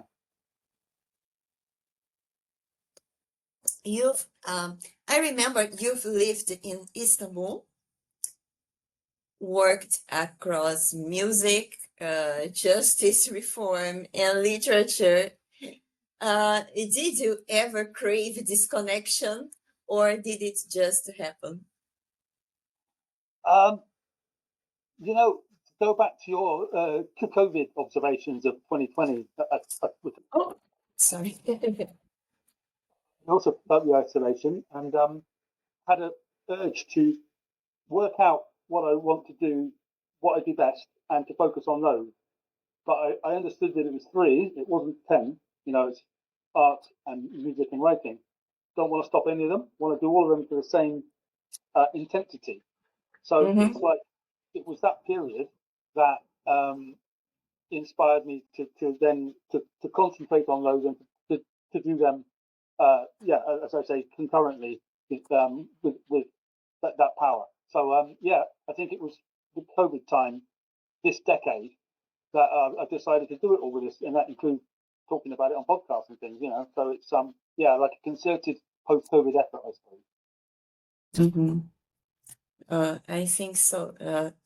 It was a very inspiring moment to many artists.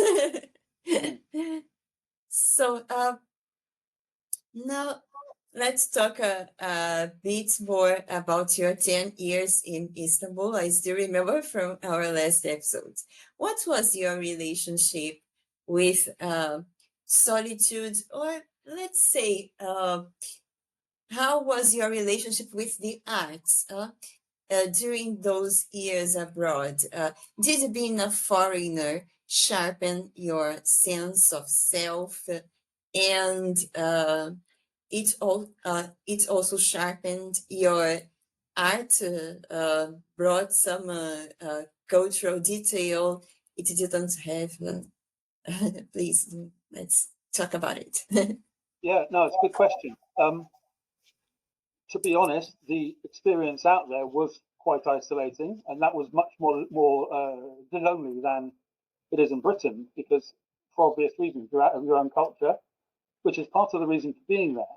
But once the novelty of that wears off, you're into real life every 10 years, and that comes after a couple of months or a year or so. So the rest of that time was about being a fish out of water, handling that isolation, and trying to make the art as best you can at the same time, because I can't help doing that. It's just going to happen anyway. But then I was trying to just do music. So, and for a good reason. I didn't want to be, I didn't want to have 100 canvases out in Istanbul when I knew I'd be coming back here at some point to Britain. And also, I was deeply into music, and not that I'm not now, but I was into music in the sense of being able to have access to lots of the musicians and the studios of a big city like Istanbul was. It's not quite so easy to do that in Britain these days. I don't know if it ever was, but so I was able to focus it and just do that music for 10 years and get the expression out in songs. And yeah, the feeling of being a foreigner, being a white English guy in Turkey, would come out in some of those tunes and in the bands I was in, who were a mixture of Turks and Westerners. But over the time, they became almost completely Turks. So me. So yeah, all those things are isolating. The conversation is always going to have a cultural wall in what you do, but despite that, there are humours and things within everybody, or, as everybody knows, all over the races, where you can get on and have some fun anyway. But will that understanding be the same with another English guy? Maybe not, but that's not bad and it's not good. It's just like a fact of existence, isn't it? Oh, awesome. So now let's talk about the role of community in recovery and expression. You've spoken openly about stammering, justice, reform, and healing. Have you found this lonely time or this quiet moment a companion in these processes? Like you took this lonely time in another country to reflect more on these themes, or do you lean on connection for strength? Stammering, which is a part of my my upbringing in life. It's part of you. Part of me comes in here and there. The idea of calling that a community is problematic. There's 100 million stammerers in the world. Fair enough. I'm part of that community. I'm a confident stammerer in comparison, I guess. I'm out there doing all this. And yeah, I'm happy to, having talked so much about it and written a book about it, I'm happier to go out there the most in that position probably are. So hopefully helpful to them. There's no community in the sense that I'm aware of, because the Stammer, the British Stammering Association, are great. That's an association rather than a community. So it looks after the rights of stammerers in the real world.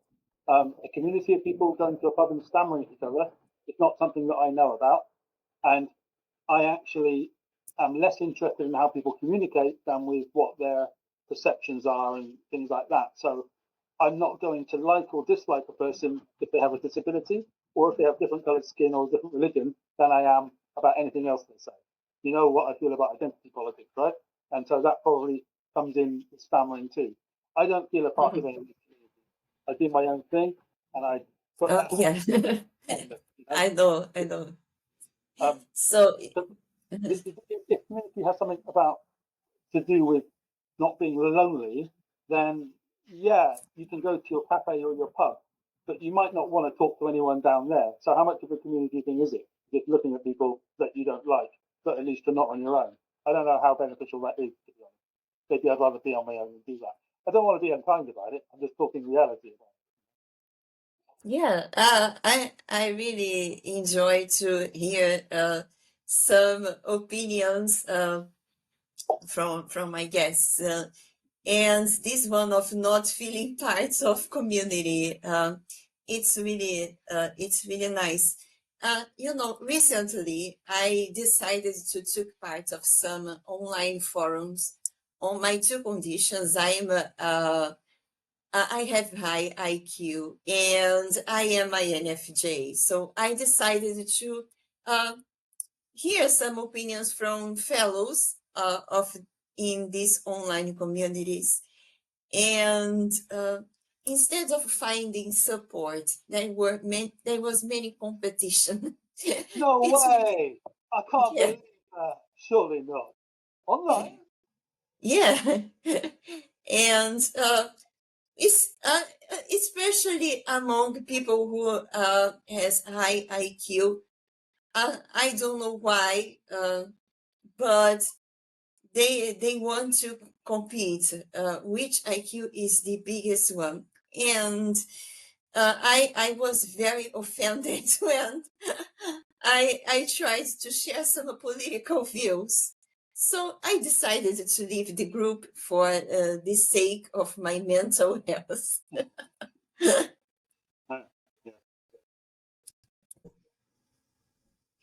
Oh, I was talking about some views I have, and now I don't remember very well about the questions, but I was about workforce and state that I don't believe in state and workforce, and I basically had a post against me with someone called me Libertarian bastard. It wasn't so nice to hear that. So I don't want to have that on the gravestone, Libertarian bastard. yeah. Oh, compliment, Leia. Don't worry about it. yeah. Honestly, I don't care. I had so many people calling me names, but I would say 2 months after this conversation, I tried to keep my mind cool and cold and just get some opinions to create some material. But all this competitive stuff in a supportive group just made me leave. I decided to leave, and I feel very well. It's just so I came to the conclusion that it's not a community, and if you want to join a support group, it must be temporary, not a perpetual thing. That's so right. And experience, being honest about your experiences is so important when you have things like enforced communities. We're not in charge of the towns we're born into, and often we leave them. And there's a reason that we do that. Not everyone, but some of us. And if you can't get on with it, get out to another one. And it's not about a town; it's about yourself, isn't it?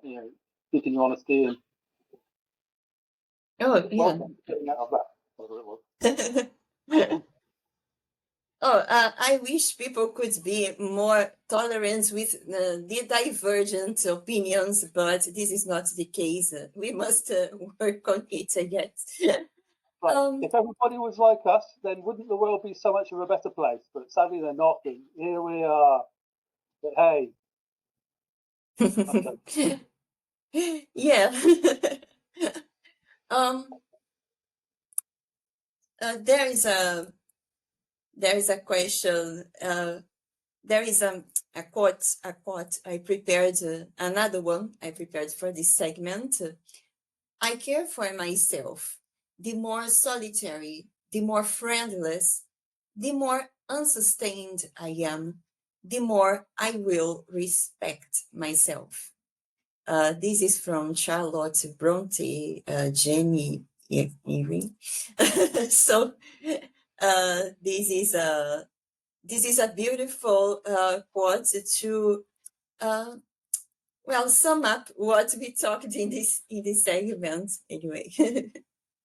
Absolutely, I love Charlotte Bronte. And her sister Emily, and all those dames of English literature. They're all fabulous, and they all love being on their own. So take that. Now, between worlds, let's talk about the sounds of solitude. There really isn't any words in the whole thing, so it's picture based. But I am whatever you say I am. Marshall Eminem Mathers.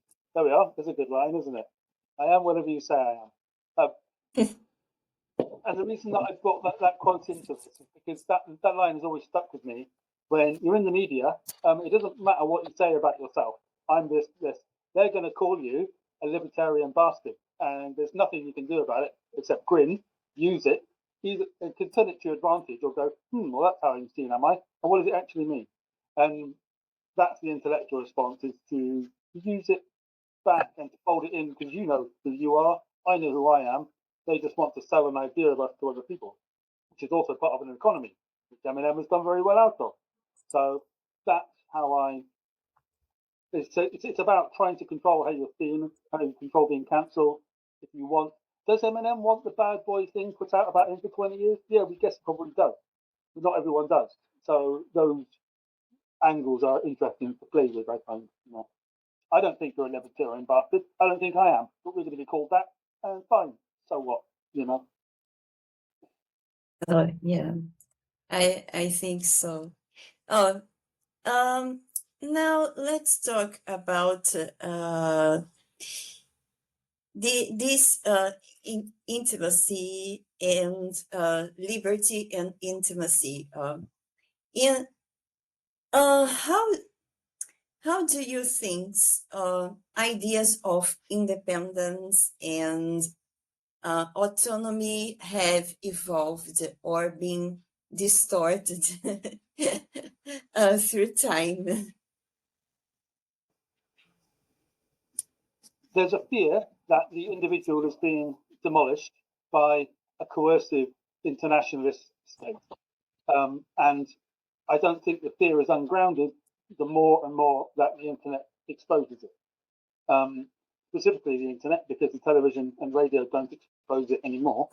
And as we see this, if you stand up for individual rights, which is important to both you and me, I think, and to many stubborn individualist thinkers, which is, it's a compliment when I say stubborn.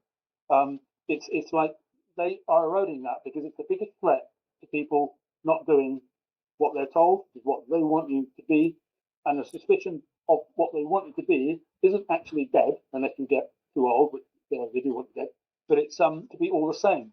And it's the saming that we're seeing all over the place in the destruction of the religion and the nation and the races too, and sexuality. So it's like the saming of everybody is now the new rebellion, you know, against that, and it's the resistance against the saming of everybody. And of course, when you point this out online, you get cast as far right. I don't know how they cast you a far right, but they might have a go, you know. But they definitely do it to me given a chance. But again, I don't care whatever you say I am. I am. It doesn't matter because I'm talking the truth, and they know it. It's the problem with the left is that I think the best way to get things done is to get everybody to agree with it by hook or by crook, if they know about it or if they don't, ends justifying the means. And I want to see the means because autonomous people have a right to see the means of something, and that's what they're not look at, and that's why I'm considered anti-left now, and I suppose I am anti-left. I don't feel anti-left, but because of what I've seen them do, I definitely have those instincts now.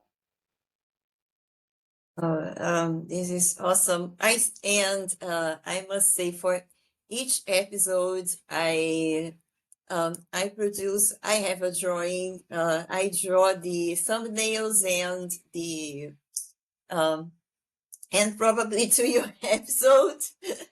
The image coming to my head is something related to what you said. I am who you think I am.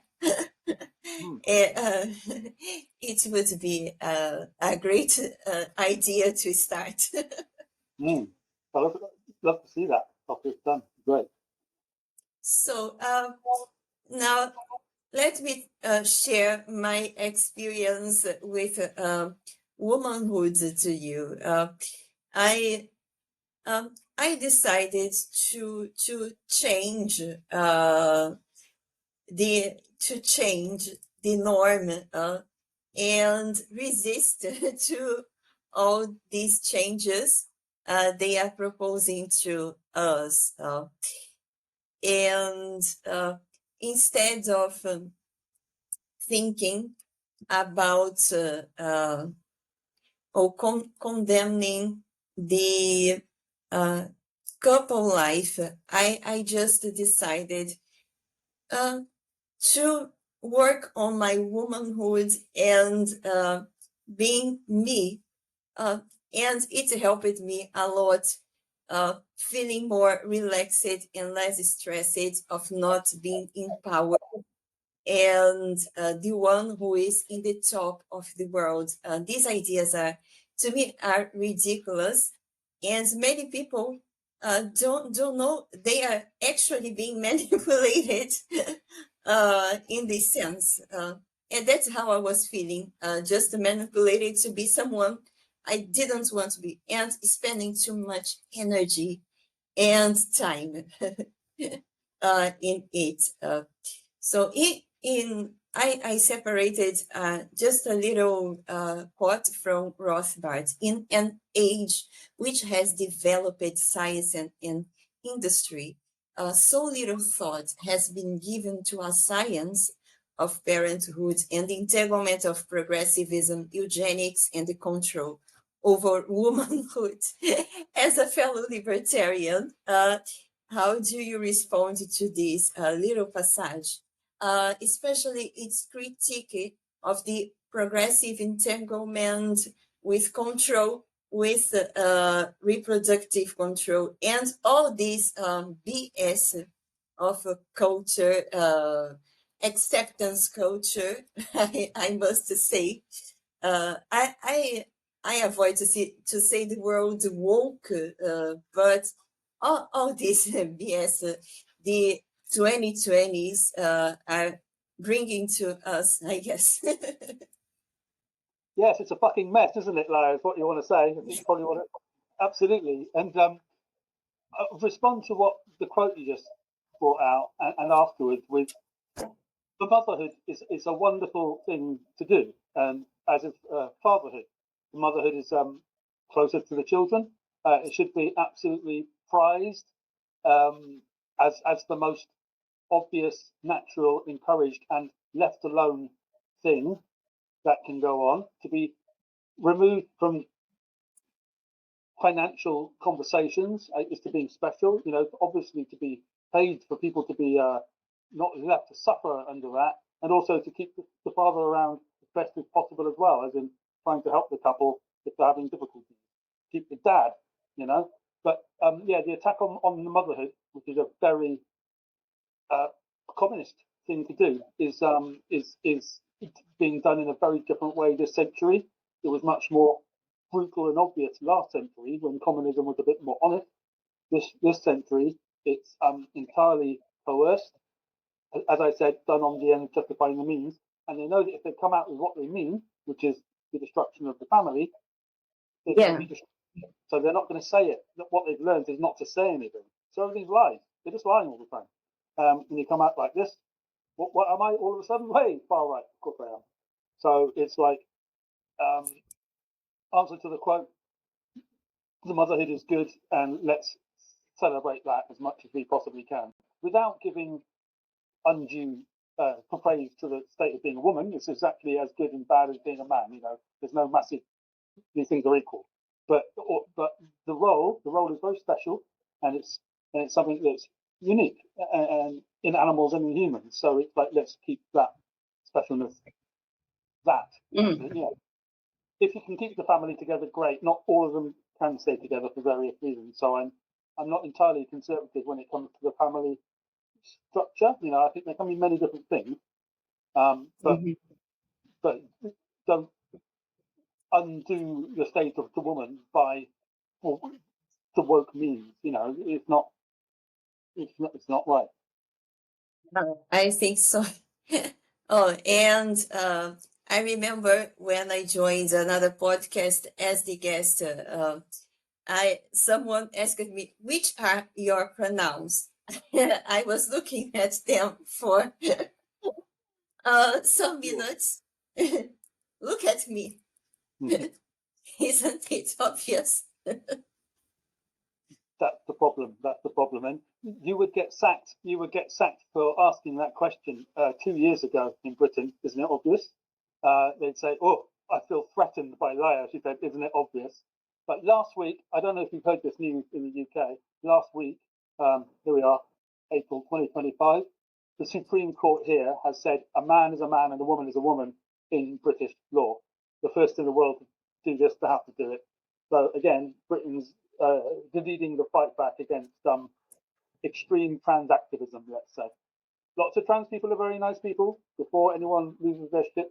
But I've got some pals like that. But the trans activists are absolute communist dickheads, and that's being dealt with in the courts, sadly. And the courts are fucked up in Britain enough already, but at least they've got this one right. So, all right, fair enough. Yeah, I think so. I think so too. I have a very recurring guest who is a trans, but well, it's a really nice person. He's a trans man, or a woman who became a man. So, but yeah, he's a very nice person, and I never heard him talking about activism and these themes. We just talk about the arts. Yeah, that's so important. That's so important. The really nice, good, decent trans people don't want all of this stuff. They don't want the level of intensity and exposure that the activists have done, because the activists have different ideas in mind. It's the same thing over everyone, and everything of everyone. And it's like the old school trans people just want to get on with their lives, identifying as they want, not forcing other people to correspond to their vision of the world. That's subjective bullshit. It's been really problematic, and it's done the trans activism's done real harm to the trans people. That's the problem. I think Just like the Just Stop Oil have done real harm to the green movement, you know. So now let's talk about personal practice. Are there any practices you've developed to connect more deeply with yourself in your lonely time, like reading a book while drinking some coffee? I don't know, or doing some meditation. My favorite kind of meditation, I always tell my guests, is reading a book. I honestly, I can stay too long with closed eyes and still sit down without sleeping. So I prefer to read something and reflect on life instead of just closing the eyes. How about you? How do you connect more deeply with yourself? By not thinking about it, I think. I think there's a lot of the problems with self-help of like be better is that people think about themselves too much, and they should think it might not. They should. I don't like the word should, but it might help people if they just thought about everything else in the world going on, not in a aren't they all evil? They don't understand me kind of way, but just try to understand other people's motivations. A piece of art outside of your own thing that you might like, or done by somebody from another country, something like that. You know, expand your mind in that way, which is exactly about reading. When something, if it's a good book, then it's wonderful. You get into that world and you escape over there. You know, I think a lot of the problem with the loneliness is the usual issue with unhappiness, which is unmet expectations. If you're expecting to be fulfilled by another, then that expectation is always going to be unfulfilled, even when the other's there. If you don't like them, I mean, that's the worst of all, right? So it's like if you get rid of the expectation, you'll get rid of the loneliness, and you will just and if there's a person there that you like, then it's a benefit, and when they go, it's fine, and when you're back to yourself, it's fine. That's how I deal with it. In answer to your question, is by not thinking about it. It's a very interesting perspective, and it made me think about the edge between self-love and selfishness and narcissism. I think it's the lines are so blurry, and we don't know where self-love ends and where narcissism begins. And I'm sure if you don't think too much about yourself, it's a helpful beginning. Well, if you exploit other people to make yourself feel better, then you're in narcissistic territory or selfish territory. The two of those can be the mixed lines, but there's absolutely no connection between those and self-love. The self-love is an absolute pre-requirement to your own happiness and to other people's happiness. If you're not in a state of self-love, unfortunately there isn't a better term, but it'll do, self-love, if you're not in that state, no one around you else is going to be happy.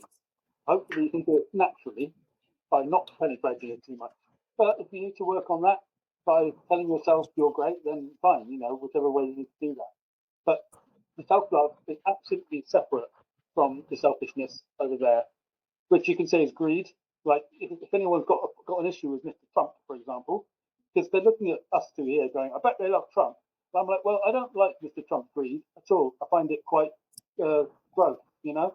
So, but what like is the fact that he's honest about things and if selfishness gets attached to greed, then that's a problem. We don't want to be wasting stuff and just wanting pure accumulation all the time to feed my ego. I mean, it's crap. That's not how we live at all. And the narcissism then is to make myself feel better by making someone else feel worse or controlled. That's just bizarre. You know? But I've been called a narcissist about 15 years ago by an ex-girlfriend of mine who happened to be a narcissist as far as I'm concerned. So who knows with that subject, you know? It's so subjective. Oh, yeah. I was talking about it yesterday while talking to another guest about the videos, online videos popping on social media. Is a trend of people sharing morning routines, skincare routines, and many rant videos. And when you said about make someone feel better, but make myself feeling better about making someone else feeling worse, it made me reflect again on these videos about the influencers. Actually, they make you feel worse because you don't wake up 5 a.m. to clean your skin and put your face into a nice bucket and drink a healthy, yeah, that's what they do, or drinking a healthy smoothie.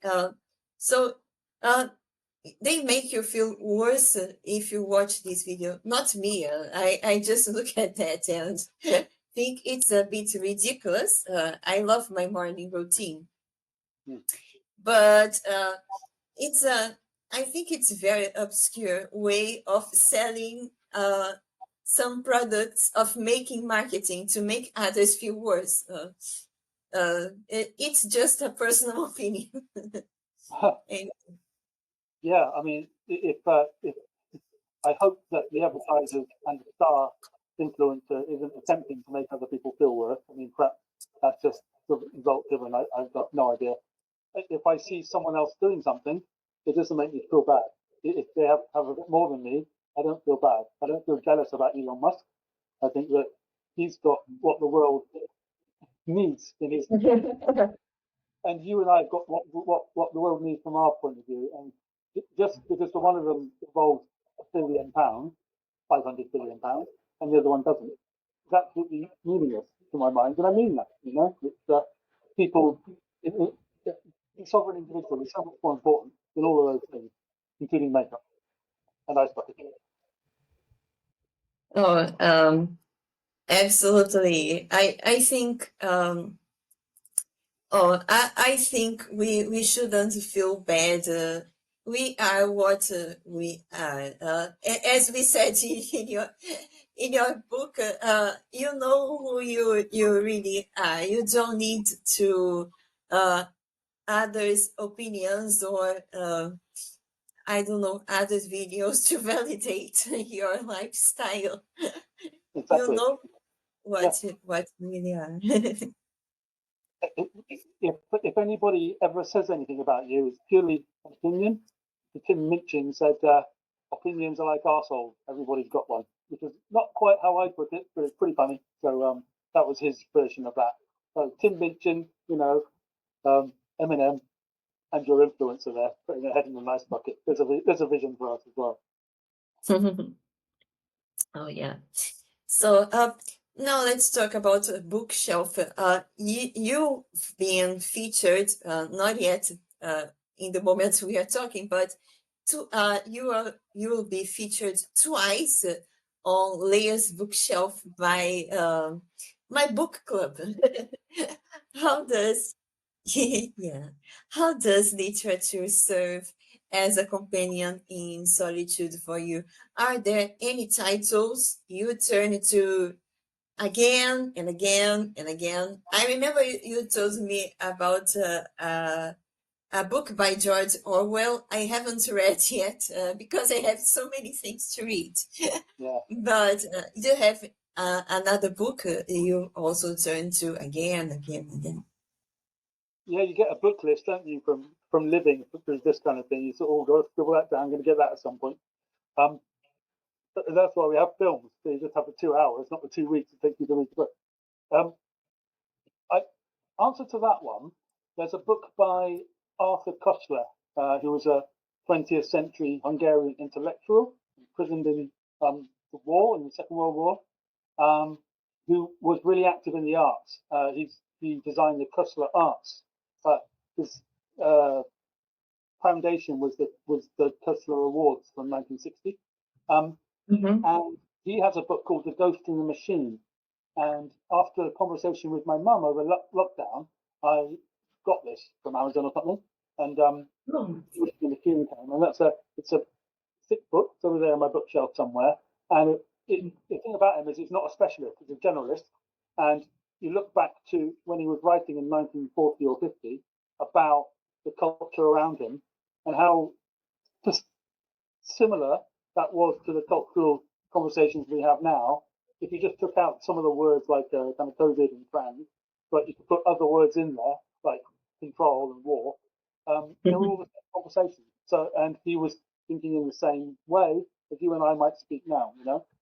But he, like a lot of those 20th century intellectuals, went to the Communist Party, or it was a different looking thing to like Picasso and to Orwell, to Hemingway, to Koestler. The communism of then is a very different model. And communism and fascism and democracy 100 years ago was such a different thing than what we're looking at today. And those differences in the books kept my mind going, and it's beautifully written as well. Arthur Koestler, The Ghost in the Machine, it's called. You'll read. So here is another recommendation. I try to read everything my guests give me to read, and I must say the list is huge. Yeah, don't worry about it. It's too thick. Don't even think about it until you're about 80. Then have a look. What did Sean say in 2025? Oh yeah, this one. Yeah. So again, let me share my experience. I think you are one of the guests I love to share my experiences the most. Earlier in this episode, I told you I once took pride in rejecting marriage as a failed institution, but now, at the threshold of my final fertile years, I see solitude not as a final identity, but an interval, a sacred space, not loneliness, just quiet, chosen stillness. What happens when we stop condemning the traditional paths and start redefining them on our terms? What happens? Yeah. Well, I think that you start to accept yourself more, and you start to live in the moment more. All these positive things, and then things that do come your way, which could be of conventional interest, you know, then become less problematic and less toxic and things. And you don't come at them with the expectations I keep talking about. These expectations, the biggest problem, you know, they really are. And when you get rid of those, there's just happiness just goes ultimately through the roof. And people think if you get rid of your expectations, then you won't have any standards at all. That's not what happens. You just don't go into situations with any outcome in mind. And so you're living in whatever that moment is, without controlling it, without hoping it's too much. So going on a bit, but exactly what you just said is a very healthy way to be. And that's, I think, where I am as well. I decided to do this season based on this interval, on this experience. I think instead of feeling bad for feeling lonely, we should use this time to evolve, to create, to not just to create art, but to reinvent ourselves, to recreate ourselves. And I think people do a great job when they try to do it. And yeah, when you talked about self-love, I totally understand, because many people do this confusion between self-love, and selfishness. It's maybe feeling all these trends of influencer marketing. I don't know, but they don't use this lonely time to cut the noise and to reinvent themselves.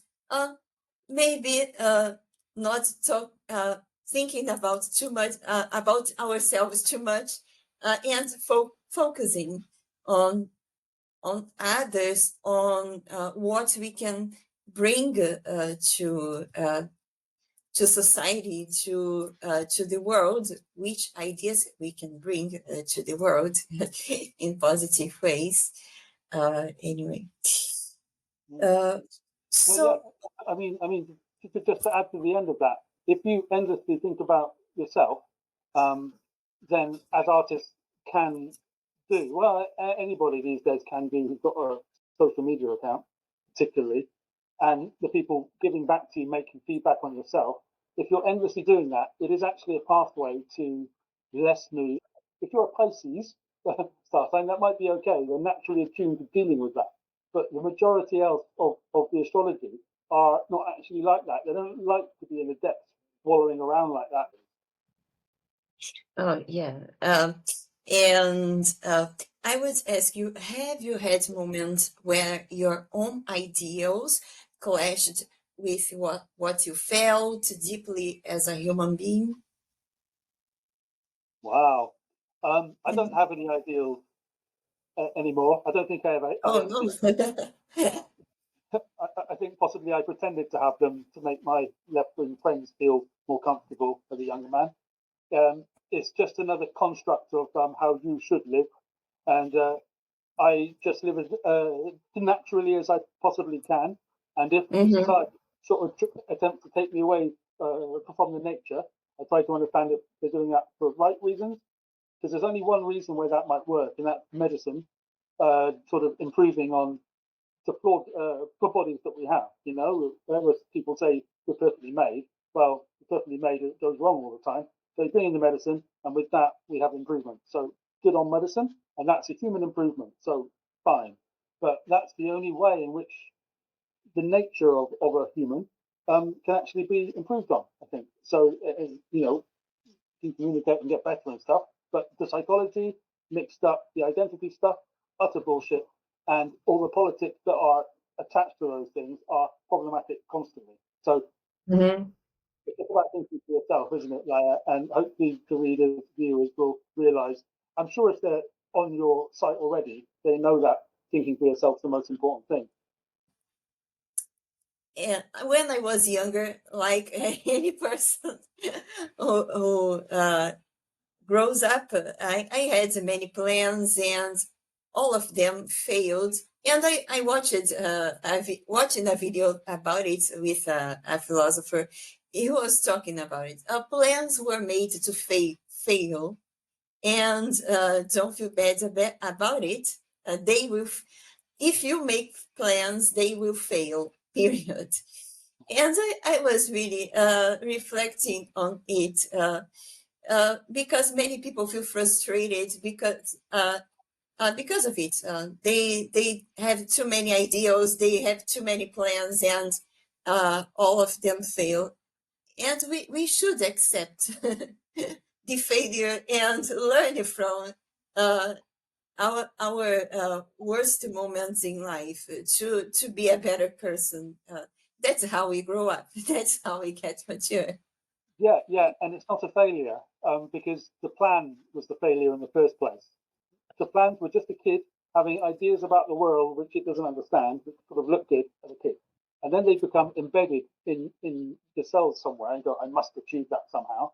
And then when it doesn't happen, or more likely, it achieved in a slightly different way than you're expecting. That's what's happened to me. There haven't been any of the things that I imagined really come off. But I accidentally had it happen in different ways that I wasn't expecting. So that's what comes to me. That's the karma of all these things at work. But it's the original plan for failure, not the lack of it happening in reality. Because the world isn't what a 5-year-old boy understands. You know. That's the problem. It's a perception problem, not a reality problem. Oh, I'm sure. And I would say, because of, not because of it, but since I reached my 30s, I decided to stop doing New Year's resolutions, and it was the best thing I did to me. Good. Like to hear it. Yeah. Just be and make. Oh, the less I expect about anything, the more I produce. So, Exactly. Glad to hear that. now let's talk a bit about society, solitude, and the self. You are a creator in a time of digital overwhelm. How do you balance this writing time with the pressure to be constantly present, visible, and connected? Well, there's no pressure to do any of it. X, I find what I try to do with the X account, or Twitter, is to treat it like a magazine. And you know, it's partly about me sometimes, but much more about the news. So I try to get that as a balance and a kind of a constantly evolving feed, and it grows and it's very busy now. So yeah, that's the public perception. If I get an art piece in a magazine, you put that out there and you let them know, and this kind of thing. We put it on social media and say, "Hey, me and Ray have been talking about this. Have a look at it." You know, all these things are just signaling to the world the things that you're doing at that moment and how it corresponds with other things that you're doing. But with me, not how I'm feeling. There's a difference between being a man and a woman, possibly, but I don't care about anybody knowing about how I'm feeling or about how anybody else is feeling. I just care about is the thing they're watching interest. That's all, and it's that's my main challenge with it. And when it comes to the writing and stuff, I just tend to do these things now at different times of the day. With the paintings, it's like not always constant. Maybe once a month, I'll spend a week on a painting. But that doesn't mean at the same time I won't go and do a writing and an article. So at all times, I'm doing about 3 different projects, but I don't let it swamp me anymore. I try to schedule them nicely to release and to submission to a publisher, that kind of thing. Because the making of the thing is only 30% of it. Mm-hmm. The other 60% is dealing with editors, publishers, and all, shops and all the rest of it. So and the readers. Oh my God, Sean, I can't say that. What did I say? I don't know. I've got no idea. That kind of thing. Yes. But it's all part of being a cultural makeup artist. I don't get it. Oh yeah. I totally get it. I would say, in my case, I grew up in the 90s, and when I was a child, there were still the printed media. They were it was really present to me. Reading newspapers and magazines, it was a bit easier, in my opinion, to balance this lonely time to read. I have a long habit to read. My first memories of reading a book, they are in my early childhood. The best place of the world back that time was certainly my great-grandma's library. I was always there getting a book and reading about the world and curiosities. And when all this digital world came, not the internet, I don't feel bothered by it at all, but all these social media pressure to get everything picture perfect and take selfies, and I feel so disconnected and out of context with this world. I try to make a balance by not showing myself, but my art. I don't have personal accounts on social media, just professional ones, and I feel great. Yeah. The pressure to be perfect is, if you feel that that's happening, it's must be such a pain. I mean, I've just never felt that my entire life. So it's like, maybe it's grunge. You know, you talk about the 90s, the early 90s, the grunge was a massive part of culture. And that's one of my kind of formative, you know, Kurt Cobain and the rest of it. It's about not being tidy, not being perfect, but not killing yourself early. That was never lesson of coming. Not that stuff. Just about keeping things gritty and real. And I still live by that. You know, I think can look nice, like the cover of this, whatever is, you know, this stuff can look nice and be nice quality and paintings and things. But at the same time, the core of something has a certain humanity. And too much makeup, not that I put on much makeup, as you can probably tell, but if you put too much of it on, the humanity is lost. And I don't know a guy, by the way, heterosexual guy, who likes all that stuff. It's all for other women. You know, the proper heterosexual guys like a woman with no makeup. I don't know how I've got down this line, but anyway, like a woman with no makeup or very little, you know. Don't like too much of the show, basically. That's my background. That's my people. Yeah, I think so. Not only makeup, but all these face procedures. Oh, I'm hearing so much about teenagers doing anti-aging procedures, and I'm really, I really get reflective. What's getting wrong with this world? Come on, teenagers are still young. They are growing up. They shouldn't worry about it. yeah, exactly. I mean, they're on a journey, like with everything else, and that's why the sex change stuff for teenagers has been so problematic, and putting a stop to it quite quickly by the look of it.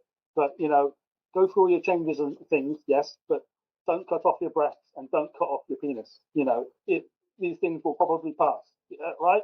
So let's go for therapy first, maybe. So at least that sort of thing has been. Sorry, you probably didn't want to go down that line as well, but you know what I mean. It's all about the extensions of cosmetic surgery, and that being you can go too far with it. Hopefully, if they get what the lip bullshit, then maybe they can take that out later on. I don't know, but they shouldn't be doing it in the first place. Go with what you've got and be happy with what you have. But that's me saying that. Grungy Sean from 1992 saying all this stuff. It's not them, is it? Yeah. And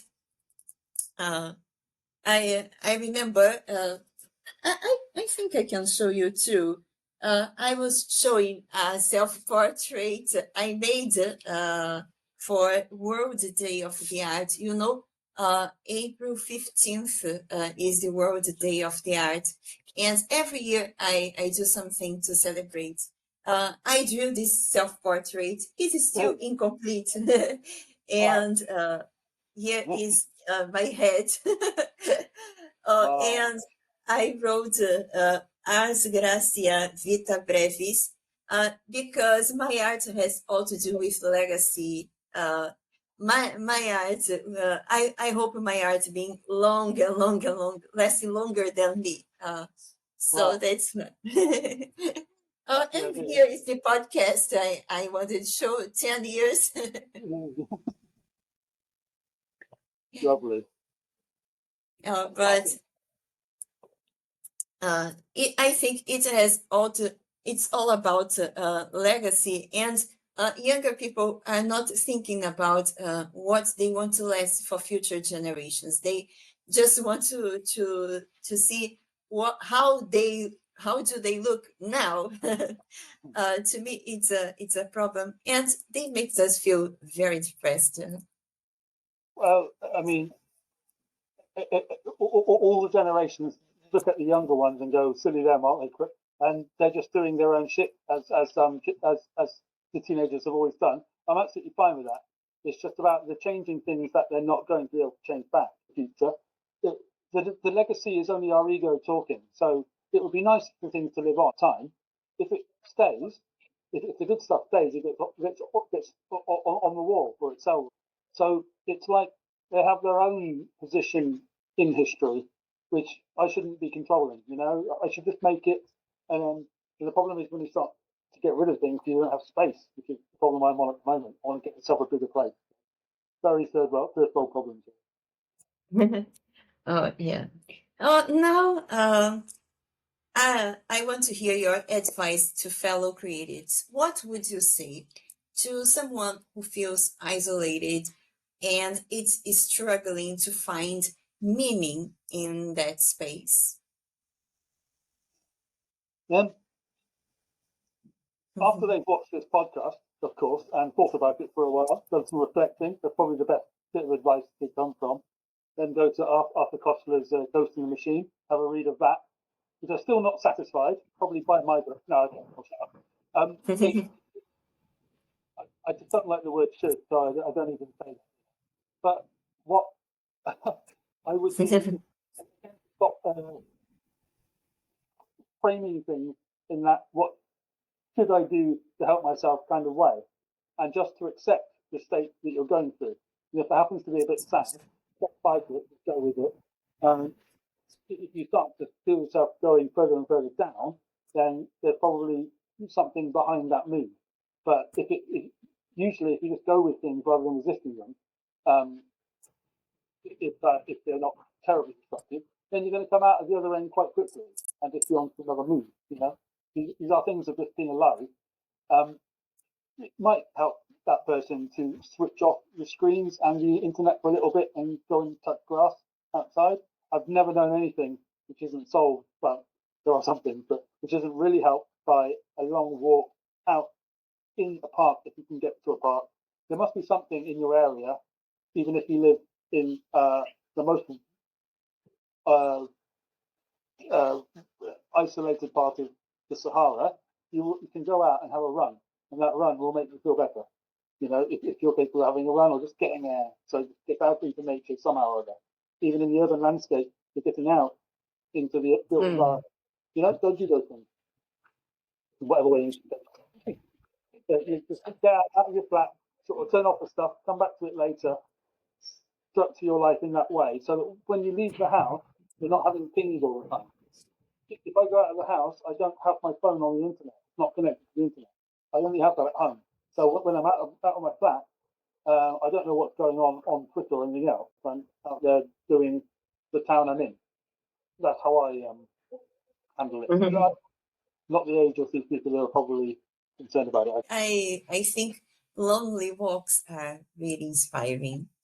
Now, before we join our last round of questions, you know the lightning round. I'd love to talk about two final quotes. A time to keep silence and a time to speak. It's from the Holy Bible. It's one of my favorite Bible passages. Ecclesiastes 3 is where this small sentence comes from. And perhaps solitude is not about absence, but about presence of the self, of thought, of the art that only emerges in stillness. That's nice. Now the lightning round. You know the questions are quick, but take your time to answer. All about this. Okay, are you ready for the lightning round? Shoot. Yeah. Okay. A memory where solitude was sacred. Memory where solitude is sacred. I grew up on a small holding farm in East Devon, and on that farm we had a bunch of cows and pigs and things like that. And some of the cows would lie out in the middle of the field of a summer afternoon, and I would actually go and lie on the belly of one of the very, very domesticated sweet cows that was lying on its side. I would just lie on its belly like that for like a couple of hours, I think, just looking at the sky and becoming a poet, you know, in my head. And just beautiful. And is it solitary if you're with a cow? I suppose not quite, but yeah, not really talking to me. Just a really, really beautiful thing of peace in nature and just being with the so yeah, that'll do. You can't talk with a cow, I guess. Or you can't. Yeah. A moment where connection saved you. Well,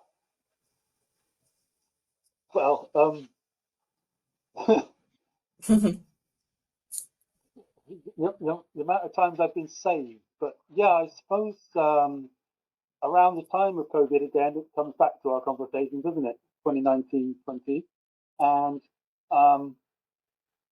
communication with my mum at the time, who was obviously going through the whole thing on the phone, and just like saying, "Isn't this bizarre?" She wasn't ill, so we weren't having that kind of problem that other people do. But it's just this very, very strange thing of not being able to go out, being but wherever you are, and having to worry about those people out there. That connection that we had, it wasn't Zoom, it was on the telephone, and so it definitely puts you in touch with the people that you want to care about, and it reminds you who you do care about. So yeah, probably them. It's adorable. I must say, 2 years and a few months ago, I almost lost my mom in a car crash. Oh and no! Yeah, and it was a tough moment to me. It was one of the lonely moments that made me rethink of my life, and see her again, just to see her face. It was totally damaged back that time. It made me feel my heart feel warmer, and it indeed saved me. I could see, okay, she's still here, and I can still count on her. So family is everything. I'm the worst person to talk against the family. I think they are our basis, and we shouldn't destroy this in society. Exactly. If it happened by accident, okay, but not deliberately. Absolutely, yeah. Good to hear about your mum being all right. Oh, she's fine.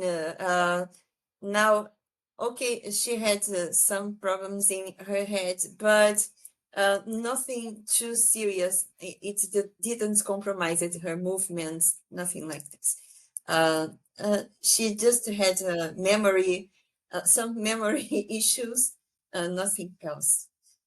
But yeah, it was a terrible moment in my life and in all my family. Yeah, wow. What's a book you turn to when the world feels far away? Well, it's funny you should mention that, Laia, because just a book I turn to when the world feels far away. You're probably expecting me to say the Bible, but I'd be lying if I said that, so I won't. Mm-hmm. It's not. Looking over here at my book to try and, I think it's so difficult because when you've read lots and you like lots, and it's no, it's not really a book you go back to again and again. However, saying that, and in order to connect with something that your readers might get, is probably 1984 by George Orwell. Yes, very overdone at the moment in media, Mm-hmm. but there's a reason for that. It's because he predicted 100 years ago, 100 years ago, what would be happening right now. And it's an absolute blueprint for societal control. And believe it or not, that makes you feel better about what's going on, because you can see over decades of prediction how these things actually work. And we're not dealing with magic here; we're just dealing with media and human beings, and how to take the personal out of this and into the power politics. And this book, and it's a love story too. It's a wonderfully written thing, 1984. It's not just brutal boots and power structures. There's a love story in there. There's Winston being a real man and things. So yeah, 1984 is a great book. I've read it 2 or 3 times, not 15, but that's enough. And you can go in and do a chapter and feel impressed, So if there's a book like that, then it could be the trick. All right. So, yeah, I think it's one more reason to read this book. And Holy Bible. Even when I was outside the church, I loved to read when I was feeling bad and isolated. I have a Bible my parents gave me when I turned 15, and I always read when I need.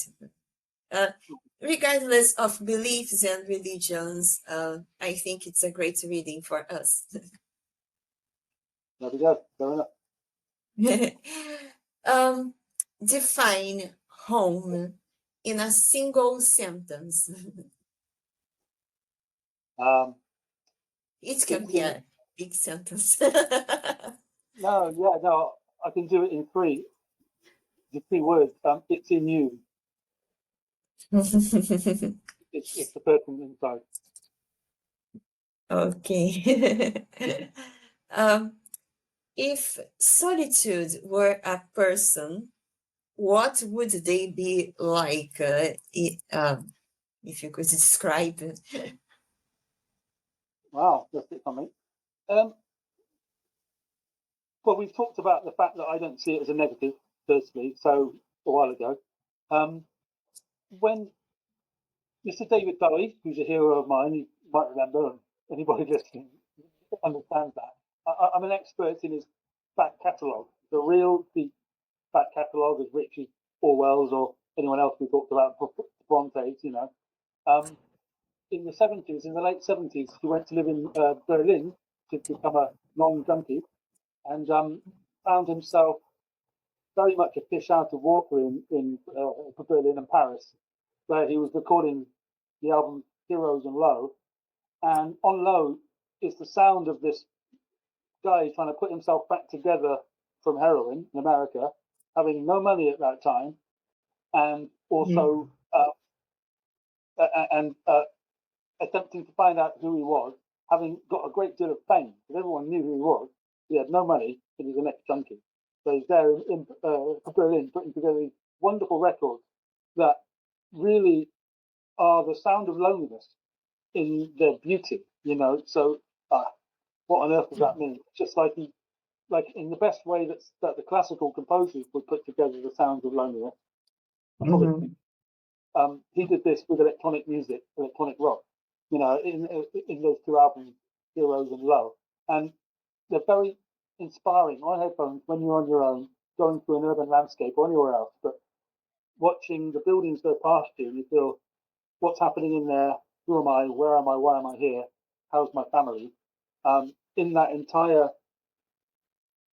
feeling, his music, him and Mr.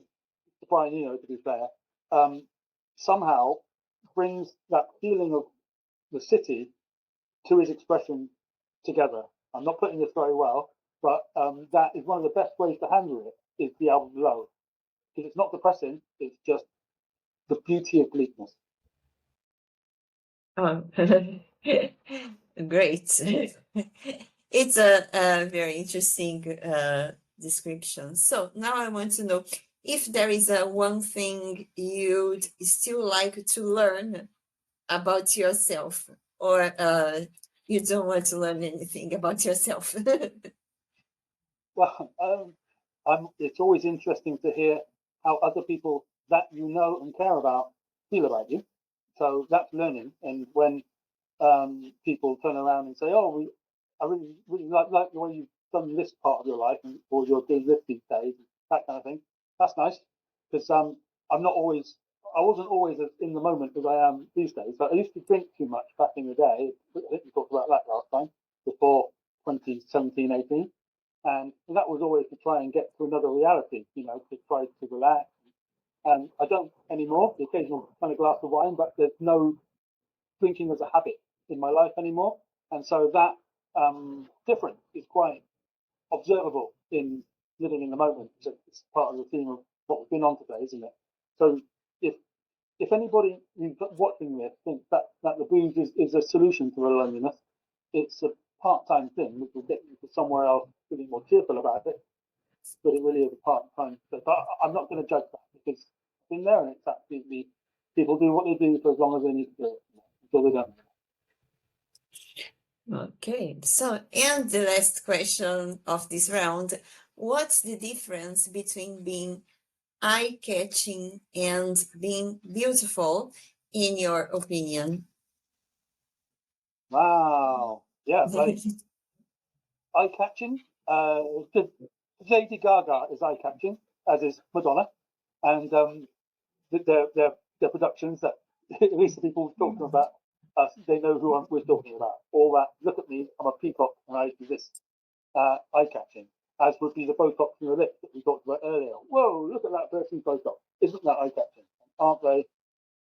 Can't I see them? Yes, I can. But the beauty is an entirely different thing, where a good photographer will catch it in the eyes, and you can only really see it when somebody is speaking very honestly, but in a calm and peaceful way about themselves or some subject, which they are, there's a beauty of thought inside them, and when hopefully they can express that, but they don't always have to express it to be beautiful. And I can't actually name individuals because they're people that we know in our private lives who have that beauty. And I can't think of David Bowie did have that physical beauty and the beauty in writing, as did the Brontes for sure. And that's just the two people that we're speaking about today. So those things, the stuff that I like about Bowie has nothing to do with all the glam and presentation, or Madonna, or Lady Gaga. That stuff is interesting, but it's not. Madonna's done some great songs. I've got no comment on Lady Gaga, but Madonna does have some great songs from back in the day when she's at her most beautiful, let's say. Like La Bonita, 87, 89, whatever it was. Beautiful song, done by a beautiful woman in a beautiful way. So, okay, there we have artistic beauty at work. A bit too polished for me, but it still is beautiful. So that can come out there, and it also catches the eye. So getting it together is quite a nice thing. There's nothing wrong with going, wow, she or he looks beautiful over there. That's fine. It's just not how it has to be, is it? Oh, it's a very interesting point of view. When you said about photography, I was thinking about a photography, a true photography, and AI generated pictures. They have no soul. I couldn't be more against AI than I am, to the point that at the end of my artistic statement, I have, if it doesn't look like it could have been done with AI, then it's successful. That is my quote at the end of society here. So, AI is an absolute enemy of art. I don't know what's going to happen to it in terms of usage, but artistically, it's absolutely redundant rubbish. And the photography, you can use it for some cartoons and it's quite funny for satire, but in terms of creativity, nonsense. Oh, yeah. I can give an example before we move on. I saw a picture of a beautiful house. They generated. It was supposed to be pink and aesthetic, and that there was a brain inside a bathtub. And I was looking, oh, but this is a brain. This is not aesthetic. This is horrible. Yeah. That sounds like it would have been an interesting part of it, but so just the stylized things that they come out with, and it's just other human beings across the internet over the 20 years of its existence being piled into AI and regurgitating it out to you from what you asked for in a polite way. So there's no creativity whatsoever. So it's really good for handmade artists like me and you, and for live music. I don't think handmade art or the live music is going anywhere soon, and that's really encouraging. Me too. I think the human-made art will still survive to all this technology. They have AI-generated stuff. They don't. They will never have. No, it's a great time for handmade art, actually, with that in mind. As long as you keep that in mind and you keep it, keep the standards up, then it's a very interesting time for this. And now some final thoughts. What's one thing that still amazes you about the lonely time you have working or producing something? Yeah, I sort of enjoy the positivity of that comment. I get my best ideas when I'm on my own, doing the things that shower. If I'm in bed, sort of in the morning, I don't like like immediately as soon as I wake up. I hopefully have a bit of time to lie about. And in that time, as my head gets used to being awake, all the positive ideas about what's going to happen over the next day and a couple of days come in, and they start to line up in my head. It's lovely. And then if I go out for a walk, because I live sort of on the English coast here, I go for a walk up and down that, get the wind in my ears, my hair, my eyes, and the ideas come, and they're great, and they're lovely. I get my notepad and I write them down to be worked on later, and then I work them into a list, and I work through them, and I try to integrate into all the parts of my life. These things are all quite easier to do when you don't have a standard domestic life, because I don't have a family around me, all that kind of thing. I don't have my own flat, and I do my own thing, and I quite enjoy that process, not having the obligations of people around you. So that's how I handle the solitude. Happily. Oh, I would say same here. I was talking about it. My best ideas, they come when I'm in the shower. I always say maybe it's the soap. I don't know. It's the refreshingness, isn't it? That soap or the water hitting your pores, and it's not kind of cleaning them out, but they become alive. All the billions of cells of your body suddenly become alive with what's going on. It's not hurting, it's refreshing it. And obviously, that's going to kick off an internal conversation of which we're not in control. It's just doing its own refreshing thing. And it feels wonderful, doesn't it? Yeah. Oh, and I was while talking to a person who worked as in an advertising agency. He advised me to call a soap company uh, to tell the wonders of the medical soap. Any soap is magical to me.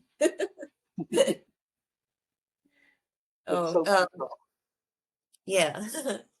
Do you believe it's possible to thrive in solitude forever, or is connection always calling us back? Forever is a very long time, and it's a word I never use any more than should.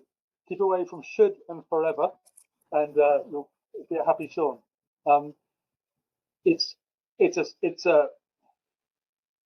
There are people watching us now in a family and in a community of dozens and hundreds who feel lonely and alone, because it's not always about the crowd. You can feel isolated from them. And it's not just for autistic people or ASD, the neurodivergent. You always use that as I'm like this because I'm autistic. It's not just that. It's just about not having a connection to the people around you. And that can be lonely. And I've had that in the past before. So it's barely about other people. It's just about the time at which you're at and how you're growing, and the person that you are now, if they're young or if they're old. In another 20 years, they're going to be not entirely different, but a modified version of what they are now. I'm a lot more confident than I was 20 years ago, but I'm also a lot more damaged and experienced and all the rest of that. So confidence, damage, and experience for a 50-year-old version or a 30-year-old John who's out there drinking too much and playing loads of music everywhere. So there's a two different animals, but neither of them are worse or better than each other. They're in different parts of life. So, and that happens to us through the process of change. Nothing to be worried about, and there's no reason why solitude now should not last or should last, or it should feel like solitude. You're just in your own world, you're in your own time. You can't escape that. Oh, so I think I haven't told this to my other guests, but this season, especially this one, Solitude, I'm still deciding on what to do. I don't know if I'll turn this into an article or maybe a book, because it has been a delightful experience. And I'm having so many insights. In your case, I think the most precious insight I had was about a research I saw many years ago about singleness and life into a conventional marriage. Some people, they feel even more lonely when they are married, and because they think their significant other will fill all the gaps of their lonely life. And when we are single, we just count on community. It must be our family, our friends, our neighbors, I don't know. But we always have a safety net. And I think it's all about it. We must count on our safety net, not only when we are single, but I think in all situations of our lives, and things will get better. Well, there's the safety net. It's good to have it. It's very useful, and it's good for the family and indeed the community, all those traditional things. But I maintain that yourself is the ultimate safety net. When you're at your beam's end, at your wit's end, there are places inside your own brain, inside your own heart, you can go to remind yourself that you are who you are, whether that's good, bad, interesting, boring. Oh my God, I'm not good enough. You have your own truth, and that's okay, and it's probably not even a good or bad thing. It's just the nature of whatever Sean and Leia are, and that nature is the ultimate safety net, I would call it. Totally. Hello, listeners. And that's all for this episode. Thank you so much, and come back many times you want. I will always be pleased by having you here for sharing my insights and some of these things I don't agree with the world. It's great to have a guest who also disagrees with many things I disagree with. Oh yeah. And this is not a bye, like I always say to my guests. This is a see you next time. See you next time.